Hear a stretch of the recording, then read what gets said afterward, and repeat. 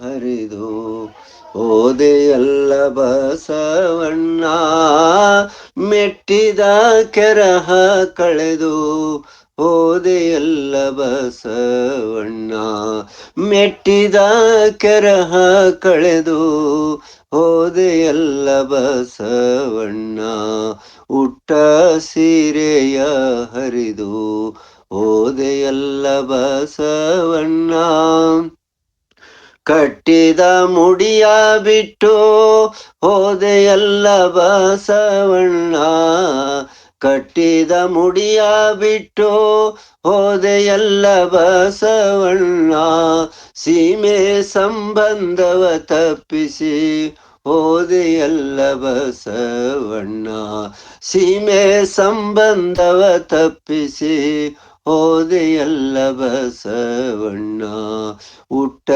ಸೀರೆಯ ಹರಿದು ಹೋದೆಯಲ್ಲ ಬಸವಣ್ಣ, ಜಂಗಮಕ್ಕೆ ಮಾಡಿಯ ಮಾಟವ ಕೈಯಲ್ಲಿ ಹಿಡಿದು, ಜಂಗಮಕ್ಕೆ ಮಾಡಿಯ ಮಾಟವ ಕೈಯಲ್ಲಿ ಹಿಡಿದು, ಹಿಡಿದುಕೊಂಡು ಹೋದೆಯಲ್ಲ ಹೋದೆಯಲ್ಲ ಬಸವಣ್ಣ, ಲಿಂಗಕ್ಕೆ ಮಾಡಿ ಸೋಂಕದೆ ಹೋದೆಯಲ್ಲ ಬಸವಣ್ಣ, ಲಿಂಗಕ್ಕೆ ಮಾಡಿ ಸೋಂಕದೆ ಹೋದೆಯಲ್ಲ ಬಸವಣ್ಣ, ಜಂಗಮಕ್ಕೆ ಮಾಡಿಯ ಮಾಟವ ಕೈಯಲ್ಲಿ ಹಿಡಿದು, ಜಂಗಮಕ್ಕೆ ಮಾಡಿಯ ಮಾಟವ ಕೈಯಲ್ಲಿ ಹಿಡಿದು, ಹಿಡಿದುಕೊಂಡು ಹೋದೆಯಲ್ಲ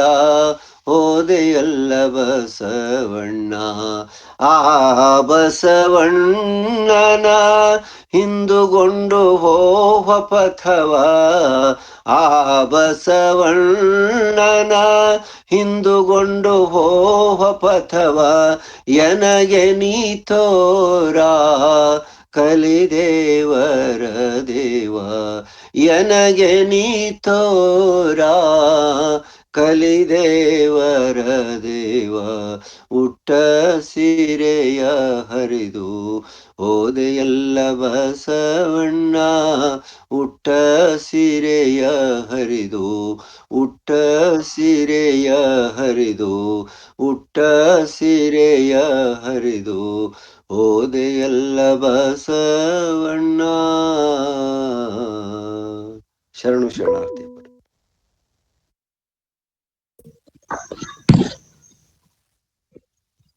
ಅಣ್ಣವ್ರೆ ಶರಣು ಶರಣಾರ್ಥಿ. ನಾನ್ ಅಣ್ಣವ್ರೆ ನಿನ್ನೆ ಸಾಯಂಕಾಲ 7 ಗಂಟೆಗೆ ಲಿಂಕ್ ಹಾಕಿದ್ದೆ ಗ್ರೂಪ್ ಅಲ್ಲಿ, ಅದು ಇವತ್ತು ಯಾರೋ ಸೆಟ್ಟಿಂಗ್ಸ್ ಚೇಂಜ್ ಮಾಡಿ ಅದು ಡಿಸಪಿಯರ್ ಆಗಿ ಹೋಗ್ಬಿಟ್ಟಿದೆ. ನಿಮ್ ಮೊಬೈಲ್ ಅಲ್ಲಿ ಕಾಣಿಸ್ತಾ ಇತ್ತಾ ಇಲ್ವಾ ಅಣ್ಣವ್ರೆ? ಬಾಳಪ್ಪ ಅಣ್ಣವ್ರೆ ಬಂದಿಲ್ಲ ಪರೆ. ಹಳೆ ಲಿಂಕ್ ನೋಡ್ಕೊಂಡೆ ಜಾಯಿನ್ ಆದ್ರೆ ನೀವು? ಹೌದಪ್ಪರೆ. ಅದು 7 ಗಂಟೆವರೆಗೂ ಇತ್ತಪ್ಪರೆ. ಯಾರೋ ಅದ್ರದ್ದು ಡಿಸಪಿಯರ್ ಮೆಸೇಜ್ 24 hours ಅಂತ ಸೆಟ್ಟಿಂಗ್ ಮಾಡ್ಬಿಟ್ಟಾರ ಗ್ರೂಪ್ದು. ಹಿಂಗಾಗಿ ಮೆಸೇಜ್ ಅದು ಲಿಂಕ್ ಡಿಲೀಟ್ ಆಗಿ ಹೋಗ್ಬಿಟ್ಟಿದೆ. ನಿನ್ನೆ ನೋಡಿದ್ರಾ ನೀವು? ನಿನ್ನೆ ಇಲ್ಲ ಪರೆ, ನಿನ್ ನೋಡ್ಲಿಲ್ಲ ನಾನು. ಹಾ ಈ ಹಳೆ ಲಿಂಕ್ ತಗೊಂಡು ಜಾಯಿನ್ ಆಗ್ಬಿಟ್ರಾ ನೀವು? ಹೌದು ಪರೆ. ಮತ್ತ ಆಮೇಲೆ ಹಾಕ್ದೆ ನಾನು. ಇವಾಗ ಅದು ಯಾರೋ ಡಿಲೀಟ್ ಆಗೋ ತರ ಆಪ್ಷನ್ ಸೆಟ್ ಮಾಡಿದ್ರು, ಚೇಂಜ್ ಮಾಡಿದೀನಪ್ಪರ ಇವಾಗ. ಅಲ್ಲ, ನಾನು ಬಸವ ಜಯಂತಿ ವಿಶೇಷ ಕಾರ್ಯಕ್ರಮ ಅಂತ ಹಾಕಿದ್ರಲ್ಲ, ಅದೇ ಲಿಂಕ್ ಅದು ಡಿಲೀಟ್ ಆಗಿ ಹೋಗಿದೆ ಅವರೇ ಈಗ. ಇಲ್ಲ, ನಿಮಗೆಲ್ಲ ಇದೆಯಲ್ಲ, ನಮಗೆಲ್ಲ ಇದೆ. ಅದನ್ನ ನೋಡಿ ನಾನ್ ಸಾಯಂಕಾಲ ಪ್ರಾರ್ಥನೆ ಮಾಡ್ದೆ ಕೇಳ್ದೆ, ಎಲ್ಲರಿಗೂ ಇವತ್ತು ಜಾಯಿನ್ ಆಗ್ರಿ, ವಿಶೇಷವಾಗಿ ಬಸವ ಪಂಚಮಿ ಬಗ್ಗೆ ಮಾತಾಡ್ತಾರ ಅಂತ ಹೇಳಿ ಅದು 7 ಗಂಟೆಗೆ ಹೋಗಿತ್ತು, ಇವಾಗ ಮತ್ ಹೊಸದಾಗ ಹಾಕಿದೀನಿ ನಾನು. ಹೌದಾ ಅಣ್ಣ? ಸರಿ. ಹಾ ರೀ, ಓಕೆ. ನೀವು ಇಂದಿನ ಈ ಒಂದು ನಾವು ಇವತ್ತು ನಾಳೆ ದಿವಸನೂ ಕೂಡ ಲಿಂಗಮ್ಮ ತಾಯಿ, ನಮ್ಮ ನೀಲಗಂಗಮ್ಮ ತಾಯಿಯವ್ರ ಪರಮದಾಸೋಹಿ ತಾಯಿ ನೀಲಗಂಗಮ್ಮನವರ ಒಂದು ಸಂಸ್ಮರಣೆ ನಾಳೆ ದಿವಸ ಇದೆ. ಅದಕ್ಕಾಗಿ ವಿಶೇಷವಾಗಿ ಅವ್ರ ಬಗ್ಗೆ ನಾಳೆ ಒಂದು ವಿಶೇಷ ಉಪನ್ಯಾಸ, ಹಾಗೂ ಗುರು ಬಸವಣ್ಣನವರ ಒಂದು ಲಿಂಗೈಕ್ಯ ಸಂಸ್ಮರಣೆ ಬಗ್ಗೆ ಇವತ್ತೊಂದು ಉಪನ್ಯಾಸ, ನಾಳೆನೂ ಈ ಕಾರ್ಯಕ್ರಮ ಇರುತ್ತೆ. ದಯವಿಟ್ಟು ತಾವು ಜಾಯಿನ್ ಆಗ್ಬೇಕು ಎಲ್ಲರೂ ಅಂತ ಕೇಳ್ಕೊಳ್ತಾ ಇದ್ದೀನಿ. ಈಗ ಇಂದಿನ ಕಾರ್ಯಕ್ರಮವನ್ನ ನಾನು ಆರಂಭ ಮಾಡೋದಕ್ಕಿಂತ ಮುಂಚೆ ನಮ್ಮ ಶರಣೆ ತಾಯಿ ಅಕ್ಕಮಹಾದೇವಿ ತಾಯಿ ಚಿತ್ರದುರ್ಗದವರಿದ್ದಾರೆ. ಮತ್ತೆ ಯಾರಾದ್ರೂ ಗುರು ಬಸವಣ್ಣನವರ ಒಂದು ಲಿಂಗೈಕ್ಯ ಸಂಸ್ಮರಣೆ ನಿಮಿತ್ತ ತಮ್ಮ ನುಡಿ ನಮನ ಸಲ್ಲಿಸ್ಬೇಕಂತಕ್ಕಂಥ ಶರಣ ಬಂಧುಗಳು ತಾವು ಮಾತಾಡ್ರಿ, ಆಮೇಲೆ ನಾನು ಮಾತಾಡ್ತೇನೆ. ಶರಣೆ ತಾಯಿ ಅಕ್ಕಮಹಾದೇವಿ ತಾಯಿಯವರು ದಯವಿಟ್ಟು ತಾವು ಗುರು ಬಸವಣ್ಣನವರ ಕುರಿತು ನುಡಿ ನಮನ ಸಲ್ಲಿಸ್ಬೇಕು ಅಂತ ಕೇಳ್ಕೊಳ್ತಾ ಇದ್ದೀನಿ.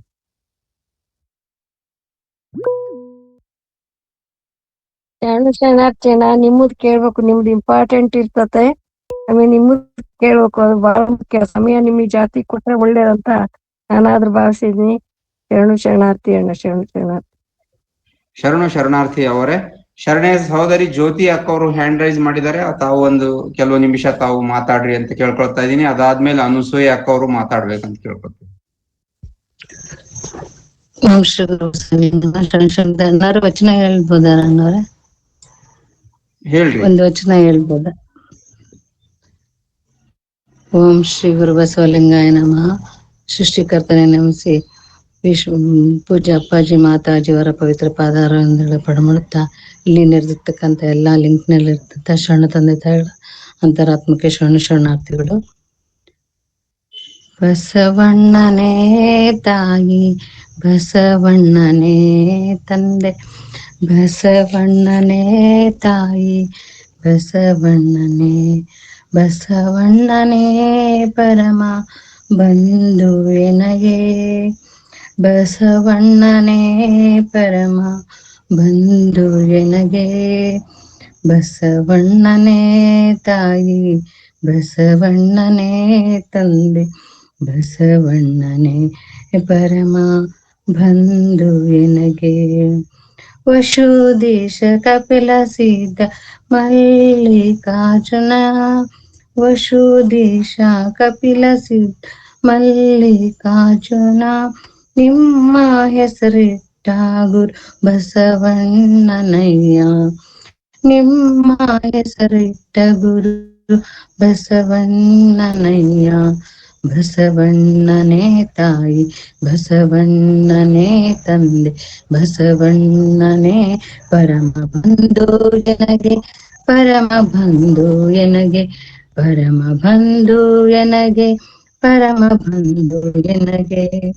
ವಸುದೇಶ ಕಪಿಲ ಸಿದ್ಧ ಮಲ್ಲಿಕಾರ್ಜುನಯ್ಯ, ವಸುದೇಶ ಕಪಿಲ ಸಿದ್ಧ ಮಲ್ಲಿಕಾರ್ಜುನಯ್ಯ, ನಿಮ್ಮ ಹೆಸರಿಟ್ಟ ಗುರು ಬಸವಣ್ಣನಯ್ಯ, ನಿಮ್ಮ ಹೆಸರಿಟ್ಟ ಗುರು ಬಸವಣ್ಣನಯ್ಯ, ಬಸವಣ್ಣನೇ ತಾಯಿ, ಬಸವಣ್ಣನೇ ತಂದೆ, ಬಸವಣ್ಣನೇ ಪರಮ ಬಂಧು ಎನಗೆ, ಪರಮ ಬಂಧು ಎನಗೆ, ಪರಮ ಬಂಧು ಎನಗೆ, ಪರಮ ಬಂಧು ಎನಗೆ, ಪರಮ ಬಂಧು ಎನಗೆ, ಪರಮ ಬಂಧು ಎನಗೆ. ಶರಣಾರ್ಥಿ. ಅವಕಾಶ ಕೊಟ್ಟಿದ್ದಕ್ಕಾಗಿ ಧನ್ಯವಾದಗಳು ಅಪ್ಪಣ್ಣವ್ರ, ಎಲ್ಲ ಲಿಂಕ್ನವ್ರಿಗೆ.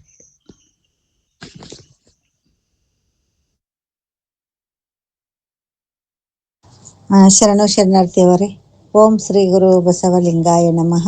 ಸೃಷ್ಟಿಕರ್ತ ಪರಮಾತ್ಮನನ್ನು ಋಣದಲ್ಲಿ ಸ್ಮರಿಸುತ್ತಾ, ಅಪ್ಪಾಜಿ ಮಾತಾಜಿ ಅವರನ್ನು ಸ್ಮರಿಸುತ್ತಾ, ಈ ಲಿಂಕಿನ ರೂವಾರಿಗಳಾದಂಥ ನಮ್ಮ ಅಣ್ಣನವರಿಗೆ ಶರಣಾರ್ಥಿಗಳು, ಸಚ್ಚಿದಾನಂದ ಅಣ್ಣನವರಿಗೆ, ಇಲ್ಲಿರುವ ಎಲ್ಲ ಶರಣರಿಗೂ ಶರಣಾರ್ಥಿಗಳು. ಅಪ್ಪ ಬಸವಣ್ಣನವರ ಲಿಂಗೈಕ್ಯ ಸಂಸ್ಮರಣೆ ಬಸವ ಪಂಚಮಿ ಆ ಅಂಗವಾಗಿ ಇವತ್ತು ವಿಶೇಷವಾಗಿ ಎಲ್ಲ ಅಣ್ಣರು ಹಂಚ್ಕೊಂತಾರೆ. ನಾನು ಒಂದು 2 ನಿಮಿಷಗಳ ಕಾಲ ಅಷ್ಟೇ ಹಂಚ್ಕೊಂತೀನಿ. ಯಾಕಂದರೆ ನಮ್ಮ ಅಕ್ಕ ಮಾದೇವಿ ತಾಯಿ ಅವರು ಹೇಳಿದ್ರು, ಹಂಗೆ ಅವ್ರು ಹೇಳ್ದಂಗೆ ನಾವಿನ್ನು ತುಂಬ ತಿಳ್ಕೊಳ್ಳೋದು ಭಾಳ ಇದೆ. ಹಂಗಾಗಿ ಅಣ್ಣರಿಂದನೂ ನಾವೆಲ್ಲ ಕೇಳಬೇಕಾಗಿದೆ ಅವರ ನುಡಿಗಳನ್ನು. ಹಂಗೆ ನಾನು 1-2 ನುಡಿಗಳನ್ನು ಹೇಳ್ತೀನಿ. ಎನಗೆ ಲಿಂಗವು ನೀವೇ ಬಸವಯ್ಯ, ಎನಗೆ ಲಿಂಗವು ನೀವೇ ಬಸವಯ್ಯ, ಎನಗೆ ಸಂಗವು ನೀವೇ ಬಸವಯ್ಯ, ಎನಗೆ ಸಂಗವು ನೀವೇ ಬಸವಯ್ಯ, ಎನಗೆ ಲಿಂಗವು ನೀವೇ ಬಸವಯ್ಯ, ಎನಗೆ ಪ್ರಾಣವು ನೀವೇ ಬಸವಯ್ಯ. ಎನಗೆ ಪ್ರಾಣವು ನೀವೇ ಬಸವಯ್ಯ, ಎನಗೆ ಪ್ರಸಾದವು ನೀವೇ ಬಸವಯ್ಯ, ಎನಗೆ ಪ್ರಸಾದವು ನೀವೇ ಬಸವಯ್ಯ, ಎನಗೆ ಲಿಂಗವು ನೀವೇ ಬಸವಯ್ಯ, ಎನಗೆ ಪ್ರಭೆಯ ಮೂರ್ತಿ ನೀವೇ ಬಸವಯ್ಯ, ಎನಗೆ ಪ್ರಭೆಯ ಮೂರ್ತಿ ನೀವೇ ಬಸವಯ್ಯ, ಎನಗೆ ಸಂಗಯ್ಯನು ನೀವೇ ಬಸವಯ್ಯ, ಎನಗೆ ಸಂಗಯ್ಯನು ನೀವೇ ಬಸವಯ್ಯ, ಎನಗೆ ಲಿಂಗವು ನೀವೇ, ಎನಗೆ ಸಂಗವು ನೀವೇ, ಎನಗೆ ಲಿಂಗವು ನೀವೇ, ಎನಗೆ ಸಂಗವು ನೀವೇ ಬಸವಯ್ಯ, ಬಸವಯ್ಯ, ಬಸವಯ್ಯ. ಧರ್ಮಪತ್ನಿ ಅಪ್ಪ ಬಸವಣ್ಣನವರ ಧರ್ಮಪತ್ನಿ ನೀಲಾಲೋಚನ ತಾಯಿಯವರು ಎಲ್ಲದು ನೀನೆ ಅಂತ ಅಪ್ಪ ಬಸವಣ್ಣನ ಕೊಂಡಾಡಿದಂಥ ವಚನ. ಅಪ್ಪ ಬಸವಣ್ಣನವರ ಎಲ್ಲದು ನೀನೆ, ಲಿಂಗವು ನೀನೆ, ಪ್ರಭುನು ನೀನೆ, ಸಂಗಯ್ಯನು ನೀನೆ ಎಲ್ಲ ಅಂತ ಹೇಳಿದ್ರು. ನೋಡ್ರಿ ಎಷ್ಟು ವಿಶೇಷ ಅಂದ್ರೆ ನಮ್ಮ ಧರ್ಮದಲ್ಲಿ ನಾವು ಮೊದಲೆಲ್ಲ ಏನಪ್ಪ ಅಂದ್ರೆ ಗೊತ್ತಿಲ್ದೇ ನಾವೆಷ್ಟು ಮೂಢನಂಬಿಕೆಯಲ್ಲಿ ನಾಗರ ಪಂಚಮಿ ಅಂತೇಳಿ ನಾವು ಆಚರಿಸ್ತಾ ಅರ್ಧ ಜೀವನವನ್ನ ಕಳೆದಿದ್ವಿ. ನಿಜವಾಗ್ಲೂ ನಾವೇನೋ ಕಾಲಾಂತರದಿಂದ ನಾವು ಈ ಶಿವಮೊಗ್ಗಕ್ಕೆ ಹೊಲಿಸಿ ಬಂದ್ವಿ ನಾವು ಕುಟುಂಬ ವರ್ಗದವರೆಲ್ಲ. ಅವಾಗ ಏನಾಯ್ತಪ್ಪ ಅಂದ್ರೆ ಈ ನಮ್ಮ ರಾಷ್ಟ್ರೀಯ ಬಸವದವರ ಅಪ್ಪಾಜಿ ಮಾತಾಜಿ ಎಲ್ಲ ಸಿಕ್ಕರು. ಅಲ್ಲಿ ಸಿಕ್ಕಾದ್ಮೇಲೆ ನಮಗೆ ಹೆಂಗೆ ಹೊಸ ಒಂದು ಹುಟ್ಟು ಅಂತಾರೆ ನೋಡ್ರಿ. ನಮಗೆ ನಿಜವಾಗ್ಲೂ ಆ ಮದುವೆಗೆ ಯಾವ್ದೋ ಒಂದು ಲಿಂಗ ಕಟ್ ಕಳಿಸಿದ್ರು ಅಷ್ಟೇ, ಏನು ಗೊತ್ತಿದ್ದಲ್ಲ. ಲಿಂಗತ್ರ ಹುಟ್ಟಿ ಲಿಂಗತ್ರ ಮದುವೆ ಆದ್ರೂ ಆ ಒಂದು ಪರಿಸ್ಥಿತಿಯಲ್ಲಿ ನಿಜವಾಗ್ಲೂ ಎಂತ ಒಂದು ಜೀವನವನ್ನ ಕಳೆದ್ವಿ ನಾವು. ಅರ್ಧ ವರ್ಷ ಅಂದ್ರೆ ಅಂತ ಜೀವನವನ್ನ ಕಳೆದ್ವಿ ನಾವು. ನಿಜವಾಗ್ಲೂ ಒಂದು ರಾಷ್ಟ್ರೀಯ ಬಸವದಳ ಸಿಕ್ಕ ಮೇಲೆ ಒಂದೊಂದೇ ಅವಾಗ ನಮಗೆ ಇಲ್ಲಿ ಅಲ್ಲಮ್ಮ ಪ್ರಭು ಸ್ವಾಮೀಜಿ ಇದ್ರು, ಜಯಮ್ಮರಿದ್ರು. ಅವರೆಲ್ಲ ಅಪ್ಪಾಜಿ ಮಾತಾಜಿ ಅಂತ ಅವ್ರ ವಿಷಯನ ಹೇಳ್ತಾ ಬಂದಾಗ ದಿನನಿತ್ಯ ನಾವು ಕೇಳಿ ಏನಾದ್ವಪ್ಪ ಅಂದ್ರೆ ನಮ್ಮ ಧರ್ಮದ ಬಗ್ಗೆ ಕೇಳ್ತಾ ಹೋದಾಗ ಆಮೇಲೆ ಕೂಡಲ ಸಂಗಮಕ್ಕೆ ಹೋದ್ವಿ. ನಿಜವಾಗ್ಲೂ ಲಿಂಗಾನಂದ ಸ್ವಾಮೀಜಿ ಮತ್ತು ಮಾತೆ ಮಹಾದೇವಿ ಮಾತಾಜಿ ಅವರ ಒಂದು ಆಶೀರ್ವಾದದಿಂದ ಆ ಒಂದು ಧರ್ಮದ ಬಗ್ಗೆ ಕೇಳ್ಕೊಂತ ನಾವು ಹೋದಾಗ ಏನಾಗ್ತಪ್ಪ ಅಂದ್ರೆ ಅವ ನಮಗೆ ನಿಜವಾಗ್ಲೂ ನಾವು ಎಂತ ಒಂದು ಪುಣ್ಯವಂತರು, ಎಂತ ಒಂದು ಧರ್ಮದಲ್ಲಿ ಉದ್ದೇಶಿದೇವೆ ಅನ್ನೋದು ಗೊತ್ತಾಯ್ತು. ಆಮೇಲೆ ನಾವು ಒಂದೊಂದೇ ಕೇಳ್ತಾ ಹೋದಾಗ ನಿಜವಾಗ್ಲೂ ಅದು ಒಂದು ನೋಡ್ರಿ, ಈಗ ಎಷ್ಟೋ ಜನ ಅಪ್ಪಾಜಿ ಮಾತಾಜಿ ಪ್ರವಚನ ಕೇಳಿದಾರೆ, ಲಕ್ಷಾಂತರ ಜನ. ಆದ್ರೆ ಎಷ್ಟು ಲಕ್ಷಾಂತರ ಜನ ಕೇಳಿದ್ರು ಕೆಲವ್ರು ಏಕದೇವ ಏಕಗುರು ನಿಷ್ಠೆ ಆಗಿದ್ದಾರೆ, ಕೆಲವೊಬ್ರು ಎಲ್ಲ ಕೇಳ್ತಾರೆ, ಎಲ್ಲ ಅಳವಡಿಸ್ಕೊಂಡಿದ್ದಾರೆ, ಎಲ್ಲವನ್ನೂ ಪೂಜೆ ಮಾಡ್ತಾ ಹೋಗ್ತಿದ್ದಾರೆ, ಎಲ್ಲವನ್ನೂ ಅನುಸರಿಸ್ತಾ ಇದಾರೆ. ನೋಡ್ತಾ ಇದೀವಿ ನಾವು ನಮ್ಮ ಬಸವ ಮಂಟಪದಲ್ಲಿ ಎಷ್ಟು ಹಿರಿಯ ಶರಣರಿದ್ದಾರೆ, ಎಷ್ಟು ಎಲ್ಲ ದನ ಸೇವೆ ತನು ಮನ ಎಲ್ಲ ಸೇವೆ ಸಲ್ಲಿಸ್ತಾರೆ. ಆದ್ರೆ ಅವ್ರು ಏಕದೇವ ಉಪವಾಸಕರೇ ಆಗಿಲ್ಲ. ಮನೆಯೊಳಗೆ ಹೋದಾಗ ಎಲ್ಲಾನು ಪೂಜೆ ಮಾಡ್ತಾ ಇದ್ದಾರೆ. ನೋಡಿದ್ರೆ ಸುಮಾರು ಹಿರಿಯ ಶರಣರುಗಳೆಲ್ಲ ನಿಜವಾಗ್ಲೂ ನಾವೇನೇ ಹಿಂದಿನ ಜನ್ಮ ಸುಕೃತನೇನ, ನಾನು ನಿಜವಾಗ್ಲೂ ಬೇಗ ನನ್ನ ಮೇಲೆ ಪರಿಣಾಮ ಆಯ್ತು ಅಪ್ಪಾಜಿ ಮಾತಾಜಿದು. ಅದು ಹಿಂದಿನ ಜನ್ಮ ಸುಕೃತ ಆಯ್ತೇನೋ. ನಾವು ಏಕದೇವ ನಿಷ್ಠೆ ಏಕಗುರು ನಿಷ್ಠೆ ಆದ್ಮೇಲೆ ಏಕಲಿಂಗ ದೇವ ಆ ಒಂದು ಪರಿಪೂರ್ಣ ನೋಡ್ರಿ. ಆ ಒಂದು ನಾಗರ ಪಂಚಮಿ ಅನ್ನೋದನ್ನ ಬಿಟ್ಟು ಎಲ್ಲವನ್ನು ಬಿಟ್ಟು ಏನು ಮಾತಾಜಿ ಹಾಕೊಟ್ಟಿದಾರ ಆ ಮಾರ್ಗದಲ್ಲೇ ಬಸವ ಪಂಚಮಿ ಅಂತಾನೆ ನಾವು ಆ ಬಸವಣ್ಣನವರ ಅಮಾವಾಸ್ಯೆಯಿಂದ 5 ದಿನ ಮಾತಾಜಿ ಹೆಂಗ್ ಗುರುಸಿ ನಮಗೆ ಒಂದು ಪುಸ್ತಕ ಮಾಡಿಕೊಟ್ರು. ಬಸವೇಶ್ವರ ಪೂಜೆ ಇರುತ್ತೆ, ಒಂದೊಂದೇ ಭಾಗ ಹಿಂಗೆ ಓದಿ ಈ ಥರ ಅಂತ ನಮಗೆ ತಳಹದಿ ಹಾಕ್ಕೊಟ್ರು. ಆ ಒಂದು ಮಾರ್ಗದಲ್ಲೇ ನಿಜವಾಗ್ಲೂ ನಾವು ಮಾಡ್ತಾ ಬಂದಾಗ ನಿಜವಾಗ್ಲೂ ನಮ್ಮ ಕುಟುಂಬದವರು, ನಾನು ಎಲ್ಲರೂ ಸುಖವಾಗಿ ಚೆನ್ನಾಗಿದ್ದೀವಿ ಅಂತ ಹೇಳ್ಕೊಳಕ್ಕೆ ಖುಷಿ ಆಗುತ್ತೆ. ಯಾಕಂದ್ರೆ ಕೆಲವರು ಮೂಢನಂಬಿಕೆ ಬಿಟ್ಟ ತಕ್ಷಣ ಅವ್ರಿಗೆ ಭಯ ಇರುತ್ತೆ ನೋಡ್ರಿ. ನಾವು ಅದನ್ನ ಬಿಟ್ರೆ ಏನಾಗುತ್ತೆ, ಇದನ್ನ ಬಿಟ್ರೆ ಏನಾಗುತ್ತೆ ಅಂತೇಳಿ ಅವರು ಇದನ್ನ ಮಾಡ್ತಾ ಇರ್ತಾರೆ. ಆದ್ರೆ ನಮಗೆ ಅದು ಯಾವುದಿಲ್ಲ, ಗಟ್ಟಿತನ, ದೃಢ ಶ್ರದ್ಧೆ ನಿಷ್ಠೆ ಅನ್ನೋದಿದ್ದ ಅಂದ್ಮೇಲೆ ಏನ್ ಮಾಡಿದ್ರು ನಮಗೆ ಏನಾಗಲ್ಲ ಅಂತ ಪರಮಾತ್ಮನೇ ನಾವು ಪೂಜೆ ಮಾಡ್ತಾ ಇದ್ದೀವಿ, ಗುರುವನ್ನೇ ಪೂಜೆ ಮಾಡ್ತೀವಿ ಅಂದಾಗ ನಮಗೆ ಏನಾಗತ್ತಪ್ಪ ಅಂದ್ರೆ ಆ ಏಕದೇವ ನಿಷ್ಠೆ ಬರುತ್ತೆ. ಹಂಗೆ ನಾವು ನಿಜವಾಗ್ಲೂ ಇವತ್ತು ನೋಡ್ರಿ ಹೇಳಿದ್ರಲ್ಲ ಅಣ್ಣಾರು 831ನೇ ಲಿಂಗೈಕ್ಯ ಸಂಸ್ಮರಣೆ ತುಂಬಾ ವಿಶೇಷವಾಗಿ ನಾವೆಲ್ಲರೂ ದಿನನಿತ್ಯ ಬಸವೇಶ್ವರ ಪೂಜೆ ವೃತ್ತದೊಂದಿಗೆ ಮಾಡ್ತೇವೆ. ಅಂತ ಒಂದು ಅಪ್ಪ ಬಸವಣ್ಣ ನಿಜವಾಗ್ಲೂ ನೋಡ್ರಿ ನಾವು ಬಹಳ ಪುಣ್ಯವಂತರು. ಇಡೀ ಜಗತ್ತಿನಲ್ಲೇ ಮೊದಲ ದೇವರನ್ನು ಕಂಡಿಡ್ದಂಥವ್ರು, ದೇವರಿಗೆ ಒಂದು ಹೆಸರು ಕೊಟ್ಟಂತ ದಾರ್ಶನಿಕ ಯೋಗಿ ಯಾರಾದ್ರೂ ಅದರಂದ್ರೆ ಇಡೀ ಬ್ರಹ್ಮಾಂಡ, ಇಡೀ ಏನು ಜಗತ್ತು ಅಂತೀವಲ್ಲ ಅದೆಲ್ಲ ಪ್ರಥಮ ಜಗದ್ಗುರು ವಿಶ್ವಗುರು ಬಸವಣ್ಣನವರು ಕೊಟ್ಟಂತ ಧರ್ಮ. ಅವರು ಪರಮಾತ್ಮನಿಗೆ ಹೆಸರನ್ನು ಕೊಟ್ಟರು, ಪರಮಾತ್ಮನ ಹೆಸರನ್ನಿಟ್ಟು ಪರಮಾತ್ಮನ ಸಾಕ್ಷಾತ್ಕಾರಾಗಿ ಪರಮಾತ್ಮ ಅಂದ್ರೆ ಹೆಂಗಿರ್ತಾನೆ ಅಂತೇಳಿ ನಮಗೆಲ್ಲ ಚುರುಕಾದ ಚೇತನವಾದಂತ ಒಂದು ವಿಶ್ವಾತ್ಮನ ಪರಮಾತ್ಮನ ಒಂದು ಕುರುವಾದಿಷ್ಟಲಿಂಗ ಅಂತ ಕೊಟ್ಟಂತ ವಿಶ್ವಗುರು, ಲಿಂಗಾಯತ ಧರ್ಮದ ಸಂಸ್ಥಾಪಕರು, ಸಂವಿಧಾನ ಶಿಲ್ಪಿ. ಯಾಕಂದ್ರೆ ಅಂತ ಶ್ರೇಷ್ಠ 12ನೇ ಶತಮಾನದಲ್ಲಿ ಸಂವಿಧಾನ ಶಿಲ್ಪಿ ಆದ್ರು. ಆ ಸಂಸ್ಕೃತ ನಾಯಕ ಬಸವಣ್ಣ ಅಂತ ಈ ಘೋಷಣೆ ಮಾಡಿದ್ರು. ನಿಜವಾಗ್ಲೂ ಇಡೀ ಶ್ರೀ ಕುಲ ನಾವು ಯಾಕಪ್ಪ ಹೆಚ್ಚು ಮಾತಾಜಿ ಹೇಳ್ತಿದ್ರು ಎಲ್ಲೇ ನೋಡು ಹೆಣ್ಮಕ್ಳ ಸಂಘಟನೆ ಜಾಸ್ತಿ. ನಿಜವಾಗ್ಲೂ ಆ ಶ್ರೀ ಕುಲ ಸಮಾನತೆ ಕೊಟ್ಟಂತ ಅಪ್ಪ ಬಸವಣ್ಣನವ್ರು ನಾವೆಲ್ಲ ಇವತ್ತು ಅವ್ರನ್ನ ಎಷ್ಟು ಸ್ಮರಿಸಿದ್ರು ಸಾಲದು. ಹಂಗಾಗಿ ನಾವ್ ಇವತ್ತು ಅಲ್ಲಿ ಪಾರ್ಕ್ ಹತ್ರನ ಹೋಗಿ ನಮ್ಮ ಸ್ಟ್ಯಾಚು ಇದೆ ಅಲ್ಲೋಗಿ ನಾವೆಲ್ಲ ಸಂಜೆ ಕಾರ್ಯಕ್ರಮ ಮಾಡಿದ್ವಿ. ಮಾಡಿ ಅಲ್ಲೆಲ್ಲ ಒಂದು ದೀಪೋತ್ಸವ ಅಲ್ಲೆಲ್ಲ ಮಾಡಿ ಅಲಂಕಾರ ಹೂವೆಲ್ಲ ಹಾಕ್ಬಿಟ್ಟು ಪ್ರಾರ್ಥನೆ ಮಾಡಿ ಮಾತಾಜಿಗೆ ಹೇಳಿದಂತ ನೆನವನ್ನು ಮಾಡಿ ನಾವೆಲ್ಲೆಲ್ಲ ಇದ್ದರ್ಗೆ ಅಲ್ಲೊಂದು ಸ್ವಲ್ಪ ಜನಕ್ಕೆಲ್ಲ ಸ್ವೀಟ್ ಕೊಟ್ಟು ಬಂದ್ವಿ. ನಿಜವಾಗ್ಲೂ ಆ ತರ ಒಂದು ನಾವು ಹೆಣ್ಣು ಮಕ್ಕಳಿಗೆ ಶ್ರೀ ಕುಲೋದ್ಧಾರಕ ಅಂತ ಹೇಳಕ್ಕೆ ಖುಷಿ ಆಗುತ್ತೆ. ಯಾಕಂದ್ರೆ ಅದವರೆಗೆ ಸಮಾನತೆ ಕೊಟ್ಟದ್ದವ್ರು ಯಾರು ಇದ್ದಿಲ್ಲ ಜಗತ್ತಲ್ಲಿ. ಎಷ್ಟೋ ಸಾವಿರ ವರ್ಷ ಧರ್ಮ ಇದೆ, ಎಲ್ಲ ಇತ್ತು ಧರ್ಮ. ಆದ್ರೆ ಇದ್ರೆ ಹೆಣ್ಣು ಮಕ್ಕಳಿಗೆ ಸಮಾನವಾದ ಹಕ್ಕು, ಸಮಾನವಾದ ಪೂಜೆ ಧ್ಯಾನ ಎಲ್ಲದರಲ್ಲಿ ಭಾಗಿಯಾಗೋದನ್ನು ಕೊಟ್ಟಿದ್ದಿಲ್ಲ. ಅಂತ ಜಗಜ್ಯೋತಿ ಬಸವೇಶ್ವರರಾದಂತ ಇಡೀ ಜಗತ್ತಿನ ಮೊದಲ ಸಮಾನತೆ ಅಧಿಕಾರದಂತ ಆ ಶ್ರೇಷ್ಠ ತತ್ವಜ್ಞಾನಿ ಅಂತ ಒಂದು ಅಪ್ಪನ ಪಡೆದಂತ ನಾವು ನಿಜವಾಗ್ಲೂ ಪುಣ್ಯವಂತರು. ಆಮೇಲೆ ಅದು ಪುಣ್ಯವಂತರು ಅಂದ್ರೆ ಈ ಮಾತಾಜಿಯಿಂದನೇ ಇಷ್ಟೆಲ್ಲ ಕಾರಣ. ಯಾಕಂದ್ರೆ ಅವರು ನಮಗೆ ಎಳೆಯಾಗಿ ನಮಗೆ ತೋರಿಸ್ಕೊಟ್ಟೋದಕ್ಕೆ ನಮ್ಮ ಧರ್ಮದ ಧರ್ಮಗುರು ಅಂತ ತೋರಿಸ್ಕೊಟ್ರು. ನಮ್ಮ ಸಂಹಿತೆ, ನಮ್ಮ ವಚನ ಸಾಹಿತ್ಯನೇ ನಮ್ದು ಧರ್ಮ ಗ್ರಂಥ ಎಲ್ಲವನ್ನು ಪರಿಪೂರ್ಣವಾಗಿ LKG ಇಂದ ಹೆಂಗ್ ಮಕ್ಕಳಿಗೆ ಸ್ಕೂಲಲ್ಲಿ ಕಲಿಸ್ತಾರೋ ಆ ತರ ನಮಗೆ ಮೊದಲ ಮೆಟ್ಟಲಿನಿಂದನೇ ಪ್ರವಚನಗಳ ಮೂಲಕ ನಮಗೆ ತಿಳಿಸಿ ಏನ್ ಮಾಡಿದ್ರಪ್ಪ ಅಂದ್ರೆ ನಾವು ಲಿಂಗಾಯತ ಧರ್ಮದ ಅನುಯಾಯಿಗಳು ಅನ್ನೋದನ್ನ ನಮಗೆ ತೋರಿಸ್ಕೊಟ್ರು, ಮನಗಾಣಿಸ್ಕೊಟ್ರು. ನಾವು ಯಾವ ಹಬ್ಬ ಮಾಡ್ಬೇಕು, ಯಾವ ಶರಣರನ್ನ ಹೆಂಗ್ ಆಚರಿಸ್ಬೇಕು ಅಂತ ಕೊಟ್ಟು ನಮ್ಮನ್ನ ಪರಿಪಕ್ವವಾಗಿ ಮಾಡಿದ್ರು. ಅಂತ ಒಂದು ಅಪ್ಪ ಬಸವಣ್ಣನವರ ಲಿಂಗೈಕ್ಯ ಸಂಸ್ಮರಣೆನ ನಾವು ಪರಿಪೂರ್ಣವಾಗಿ ಮಾತಾಜಿಗೆ ನಂಗೆ ಹಾಕೊಟ್ಟಿದ್ರಲ್ಲ ಆ ಮೂಲಕವೇ ಅರ್ಥಪೂರ್ಣವಾಗಿ ಆ ಬಸವ ಪಂಚಮಿಯನ್ನ ನಾವು ಬಸವೇಶ್ವರ ಪೂಜೆ ರಥದೊಂದಿಗೆ ಮಾಡ್ತೇವೆ. ಅಂತ ಒಂದು ಅಪ್ಪ ಬಸವಣ್ಣ ಎಷ್ಟಪ್ಪ ಅಂದ್ರೆ 62 ವರ್ಷ 3 ತಿಂಗಳು 2 ದಿನ ಏಳಿಯಲ್ಲಿ ಬಾಳಿ ಬದುಕಿ ಹೋದ್ರು. ಅಂದ್ರೆ ಅವ್ರು ಪರಮಾತ್ಮನ ಕಾರಣಿಕನ ಒಂದು ಅಂಶ ಆಗಿ ಬಂದಿದ್ರು. ಯಾಕಂದ್ರೆ ಅವ್ರು ಇವತ್ತು ನೋಡ್ರಿ ನಾವು ಎಷ್ಟು ಸಾವಿರ ವರ್ಷ ಸೂರ್ಯ ಚಂದ್ರ ಇರೋವರೆಗೂ ಅವ್ರ ಅಮರ ಗಣಗಳು 770 ಅಮರ ಗಣಗಳು ಅಪ್ಪ ಬಸವಣ್ಣನವರು. ಅಂದ್ರೆ ಈ ಸೂರ್ಯ ಚಂದ್ರ ಹೆಂಗೆ ಆ ಒಂದು ಪ್ರಕಾಶಮಾನವಾಗಿ ಬೆಳಗ್ತಾ ಇನ್ನು ಪ್ರಜ್ವಲಿಸ್ತಾ ಹೋಗ್ತಾ ಇದಾರೆ ವರ್ಷ. ಅವ್ರು ಏನಪ್ಪಾ ಅಂದ್ರೆ ನಿಮಿತ್ತವಾಗಿ ಈ ಜಗತ್ತಿಗೆ ಒಂದು ನಾವು ಲಿಂಗೈಕ್ಯ ಸಂಸ್ಮರಣೆ ಅಂತ ಮಾಡ್ಬೇಕಾಗಿದೆ. ನಮಗೆಲ್ಲರ ಹೃದಯದಲ್ಲಿ ಎಲ್ಲರ ಮನೆಗಳಲ್ಲಿ ನಮ್ಮ ಇದರಲ್ಲಿ ಅವ್ರು ಯಾವಾಗ್ಲೂ ರಾರಾಜಿಸ್ತಾ ಇರ್ತಾರೆ.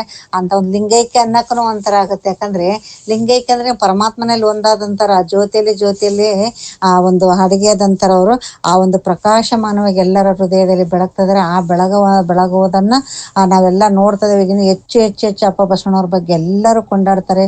ಅವ್ರನ್ನ ಒಪ್ಪಿಗೆಂತ ಇದ್ದಾರೆ ಆ ಒಂದು ನಮ್ಮ ಅಪ್ಪ ಬಸವಣ್ಣನವ್ರ ಬಗ್ಗೆ ಅಂತ ಹೇಳ್ತಾ ನಿಜವಾಗ್ಲೂ ಅಂತ ಒಂದು ನಾವೇನಪ್ಪ ಅಂದ್ರೆ ಎಲ್ಲರ ಮೂಲ ಗುರಿ ಏನಪ್ಪಾ ಅಂದ್ರೆ ಹುಟ್ಟು